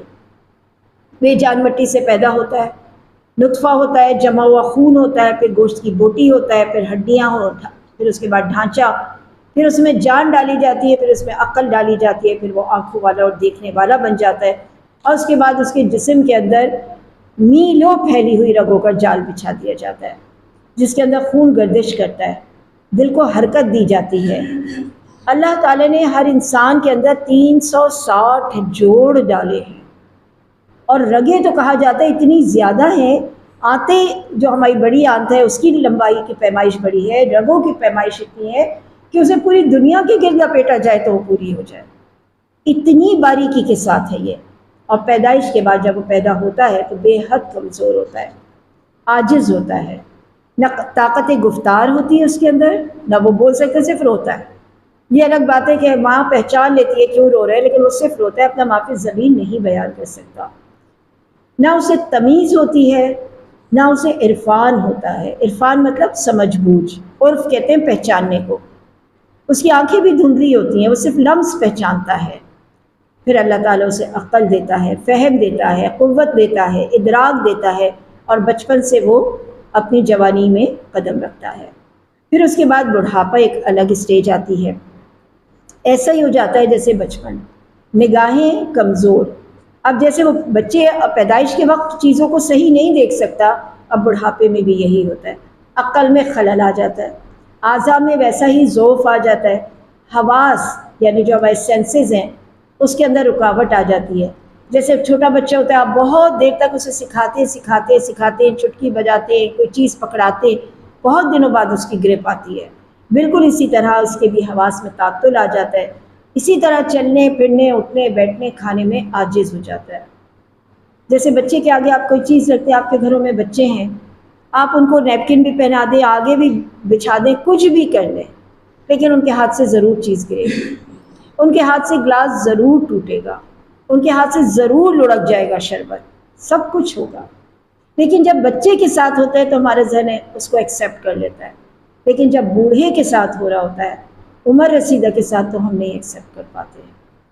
ہم سمجھتے ہیں یا تو یہ جان بوجھ کے کر رہے ہیں، یا یہ کیوں نہیں کنٹرول کر رہے اپنے اوپر، کیوں ایسا نہیں کر رہے، تو ہم ان کے ساتھ یا تو عقل میں بحث کرتے ہیں، ان کے ساتھ ہم الجھتے ہیں، یا ڈانٹ ڈھپکار کرتے ہیں ان کو کہ آپ ایسے نہیں اور ایسے نہیں کیجیے، ان کو تضحیق کرتے ہیں کہ آپ اب طاقت سے کم ہو گئے، یا آپ سے تو مشورہ ہی بیکار ہے۔ یہ تمام چیزیں کرتے ہوئے ہم یہ بھول جاتے ہیں کہ اگلا اسٹیپ ہمارا خود اسی کے اوپر جانے والا ہے۔ انشاءاللہ جو میں آپ سے بار بار حوالہ دے رہی ہوں کہ رمضان کے بعد ہم یہ پروگرام کریں گے سورہ بقرہ کا، اس کے علاوہ ہمارا ایک اور پروگرام ہے کیا قبول ہے، شادی سے متعلق۔ ہمارے ہاں مسئلے سارے یہی ہیں، مجھے جو لگتا ہے وہ یہی ہے کہ ہم وقت سے پہلے اپنے وقت کی تیاری نہیں کرتے۔ اللہ کے رسول صلی اللہ علیہ وسلم نے فرمایا تمہیں سب سے عقل مند وہ ہے جو موت سے پہلے موت کی تیاری کرے۔ اب آپ اس کو اسٹیپ بائی اسٹیپ پیچھے لے کر آئیے، شادی سے پہلے شادی کی تیاری کیجیے، بیمار ہونے سے پہلے اپنی صحت پہ توجہ دیجیے۔ تو لہٰذا ہم یہ پروگرام کریں گے کیا قبول ہے، اور اس کے اندر نہ صرف یہ کہ ہم اسپاؤسز کے درمیان جو ریلیشن ہے اس کو ڈسکس کریں گے، خواتین کی صحت کو ڈسکس کریں گے، بلکہ ساتھ ساتھ ہم یہ بھی ڈسکس کریں گے کہ جب شادی ہو کے ایک لڑکی اپنے سسرال جاتی ہے تو اسے ملتے تو ہیں بوڑھے ماں باپ، لیکن اس کی کوئی تیاری نہیں ہوتی۔ اسے پتہ ہوتا ہے کہ میں جس گھر میں شادی ہو کے جا رہی ہوں وہاں پہ ایک بوڑھی ماں ہوگی یا ایک بوڑھا باپ ہوگا یا دونوں ہوں گے۔ ان کے متعلق اس نے کیا تیاری کی، کیا سوچا، کیسے ان کو ڈیل کرنا ہوگا، ان کو کھانا کیا دینا ہوگا، ان کو اٹھانا بٹھانا کیسے ہوگا، ان کی باتوں کو برداشت کیسے کرنا ہوگا۔ تو یہ ایلڈرلی جو ہوتا ہے اس کے متعلق جاننا، ہم ہمیشہ چھوڑ دیتے ہیں ان لوگوں کو، ہماری توجہ ہوتی ہے یا اپنے پہ یا اپنے گھر پہ یا اپنے بچوں پہ، جبکہ یہ ہمارے گھر کا پارٹ ہوتے ہیں۔ اگر ہم ان کے ساتھ بہتر معاملہ نہیں کریں گے تو یہ ایک بہت بڑی آزمائش بن جائیں گے ہمارے لیے۔ جب یہ بستر پہ پڑیں گے ناکارہ اور زیادہ ہو جائیں گے ہماری دیکھ بھال کی نہ وجہ سے، تو یہ اور زیادہ ہمارے لیے آزمائش کا سبب بنیں گے۔ تو فرمایا یہ اٹھنے بیٹھنے سے عاجز ہو جاتے ہیں، اور پھر یہاں تک کہ موت آ جاتی ہے۔ پھر موت کی تخلیق کے مراحل بھی اللہ تعالیٰ نے یہاں پہ بتائے کہ موت کے بعد دوبارہ زندگی دی جاتی ہے تاکہ اس کی تخلیق کے بقیہ مراحل بھی مکمل ہو جائیں۔ کون ہے جو ان سارے مراحل کی تکمیل فرماتا ہے؟ اللہ تعالیٰ کی قدرت الہیہ کی نشانیاں ہیں کہ دوسری طرف آیات الہیہ میں جھگڑے کرنے والوں کے انکار اور اعراض ہیں، یہ بھول جاتے ہیں۔ اللہ نے فرمایا ہم نے مٹی اور نطفے سے بڑھاپے اور موت تک کے کن کن مرحلوں سے ہم انہیں گزارتے ہیں، کون ہے جو ان سارے مراحل کی نگرانی کرتا ہے؟ اسی لیے اللہ تعالیٰ نے انسان کی تخلیق کے ذکر کے بعد فرمایا آیت نمبر 67 اور 69 میں، اے نبی آپ نے لوگوں کو نہیں دیکھا جو آیات کے معاملے میں، اللہ کی آیات کے معاملے میں جھگڑتے ہیں اور کہاں سے پھیرے جا رہے ہیں۔ جب وہ بچہ رحم مادر میں ہوتا ہے تب سے لے کے میں نے جتنے اسٹیج گنائے موت تک کے، ان سب میں کون ہے جو اس کی رکھوالی کر رہا ہے؟ اللہ ہی چلا رہا ہے ان کو۔ ایک نازک کلی سے لے کر اللہ تعالیٰ نے جب اسے ایک بڑا پھلدار درخت بنا دیا اور پھر اس کے سوکھنے کے مرحلے تک اللہ ہی ہے جو اس کے جسم کو چلا رہا ہے۔ اس کے بعد حضور صلی اللہ علیہ وسلم کو صبر کی تلقینیں کی گئی ہیں، جھٹلانے والوں کا زمین پہ چل پھر کر ہلاک شدہ اقوام کا انجام دیکھنے اور آثار دیکھنے کی تلقین کی گئی ہے۔ ان لوگوں کو بھی اپنے مادی وسائل پہ بڑا ناز تھا۔ جب آپ اس صورت کو پورا ترجمے سے پڑھیں گے آپ کے سامنے پھر ان اقوام کا ذکر آئے گا کہ جنہیں اپنی ظاہری قوت اور مادی وسائل پہ ناز تھا، انہوں نے انبیاء کے معجزات اور صداقت کی واضح نشانیوں کو جھٹلایا تھا۔ اس کے بعد آیت نمبر 77 سے 85 تک ہم دیکھتے ہیں انہوں نے اللہ کے عذاب کو اپنی آنکھوں سے دیکھ لیا، سر کی آنکھوں سے، لیکن اس کے باوجود بھی بیزاری کا اظہار نہیں کیا، اور جب کیا تو وہ دن تھا جو ان کی قیامت کا دن تھا اور یہ اظہار ان کے کوئی کام نہ آئے گا۔ اللہ تعالیٰ نے متکبروں اور سرکشوں کے بارے میں فرمایا کہ عذاب کے مشاہدے کے بعد ان کا ایمان یا ان کی توبہ قبول نہیں کی جائے گی۔ یہ بڑی اہم بات ہے کہ جب ہم اس جال میں جکڑ جاتے ہیں نا اللہ تعالیٰ کے عذاب میں، اس کے بعد پھر کوئی بچانے والا نہیں ہے۔ تو سورہ مومن یا سورہ غافر کا یہ چھوٹا سا خلاصہ آپ کے سامنے رکھا تھا۔ اس میں جو غافر الذنبی ہے نا، بالکل شروع میں گناہوں کو ڈھانپنے والا، یہ اللہ کی صفت ہے۔ اللہ نے اگر کسی کے گناہ ڈھانپ کے رکھیں تو للہ انہیں نہ کھولیے، ان کے راتوں کے رازوں کو نہ پوچھیے، ان کے معاملات کو نہ کریدیے۔ یہ وصف ہم خواتین میں بہت کم ہے، بہت سے بھی کم۔ ہمیں اڑتی اڑتی خبر کسی کے گھر سے مل جائے نا، کسی بھی معاملے کی، ان کی اولاد کی، ان کے شوہر کی، ان کے گھر کے معاملات کی، کچھ بھی، تو ہمارے فون بجنے لگتے ہیں۔ پتہ چلا ہے، تمہیں زیادہ معلوم ہو تو تم بتا دو، تمہیں معلوم ہو تو تم بتا دو، تمہیں معلوم ہو تو تم بتا دو۔ ما یغنی کا بھائی، اس کے گھر میں کیا ہو رہا ہے آپ کو کیا ہے؟ ایک بار ایک امام شافعی ایک تھال لے کے جا رہے تھے، وہ تھال کپڑے سے ڈھکا ہوا تھا۔ راستے میں کچھ لوگوں نے پوچھا کیا ہے یہ؟ انہوں نے کہا جو تمہیں بتانا ہوتا تمہیں ڈھکتا کیوں؟ پھر میں کھلا لے کے جاتا نا تاکہ تم سب دیکھ لیتے۔ اگر اللہ نے کسی کی بات کو ڈھانکا ہے، یا چلیے اللہ نہ صحیح وہ انسان خود ڈھانکنا چاہتا ہے، ہم سب کے گھروں میں مسئلے ہیں، ہم سب کے گھروں میں کچھ ایسی چیزیں جو ہم تشخیص نہیں کرنا چاہتے، میں نہیں چاہتی میرے گھر کی وہ بات آپ کو پتہ چلے، اور آپ کو پتہ چلے، اور آپ کو پتہ چلے۔ جب میں نہیں بتانا چاہتی تو آپ کیوں پوچھنا چاہ رہے ہیں؟ اگر مجھے بتانا ہوتا میں بتا دیتی آپ کو، لیکن اسپیشل فون کر کے، اسپیشل آ کے یہ پوچھا کیا تمہیں معلوم ہے کہ ان کے گھر میں کیا معاملہ ہوا؟ کوئی بھی معاملہ ہوا انہوں نے ہمیں نہیں بتایا۔ اور جب آپ یہ کہتے ہیں نا مجھے نہیں معلوم، تو اگلے کو اور بھی شک ہوتا ہے ضرور معلوم ہوگا، چھپا رہے ہیں۔ اچھا چھپا رہے ہیں، آپ کو معلوم ہے لیکن آپ چھپا رہے ہیں، لیکن اب اگلا بھی یہ چاہتے ہیں نہیں تو مجھے بتاؤ، اس سے کیا حاصل ہوگا؟ گٹر کا ڈھکنا کھولنے سے سوائے بدبو کے اور گندگی کے آپ کو کیا نظر آئے گا؟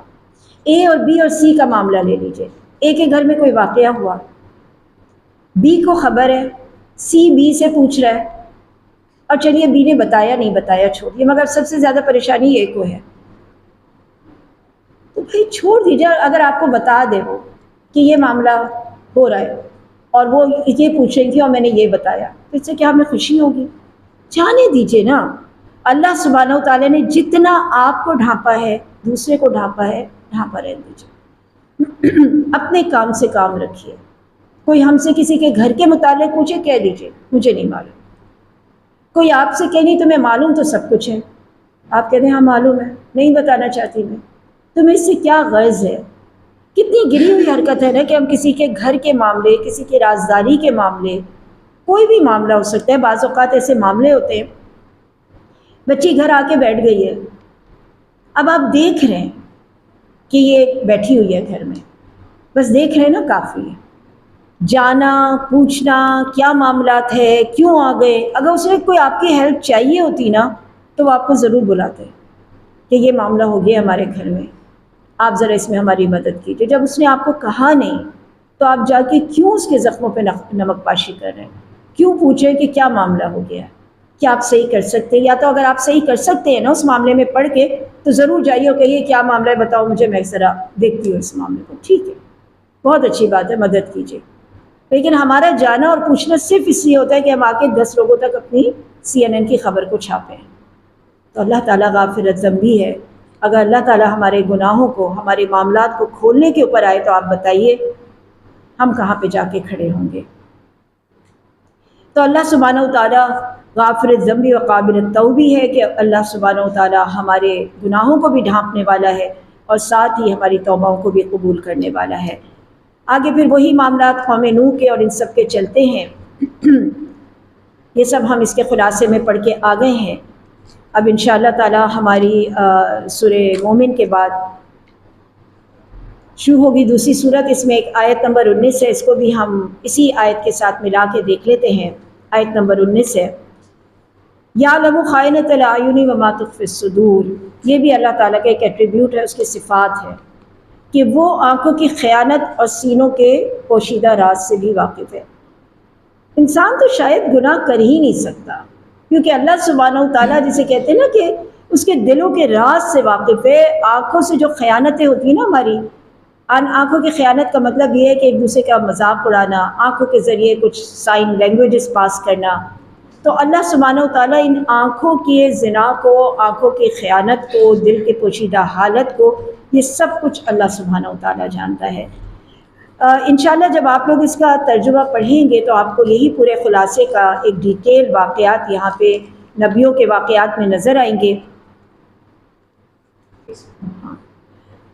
تو الحمدللہ ہماری سورہ مومن مکمل ہوئی، اور اس کے بعد انشاءاللہ حامیم سجدہ ہے۔ وآخر دعوانا الحمدللہ رب العالمین۔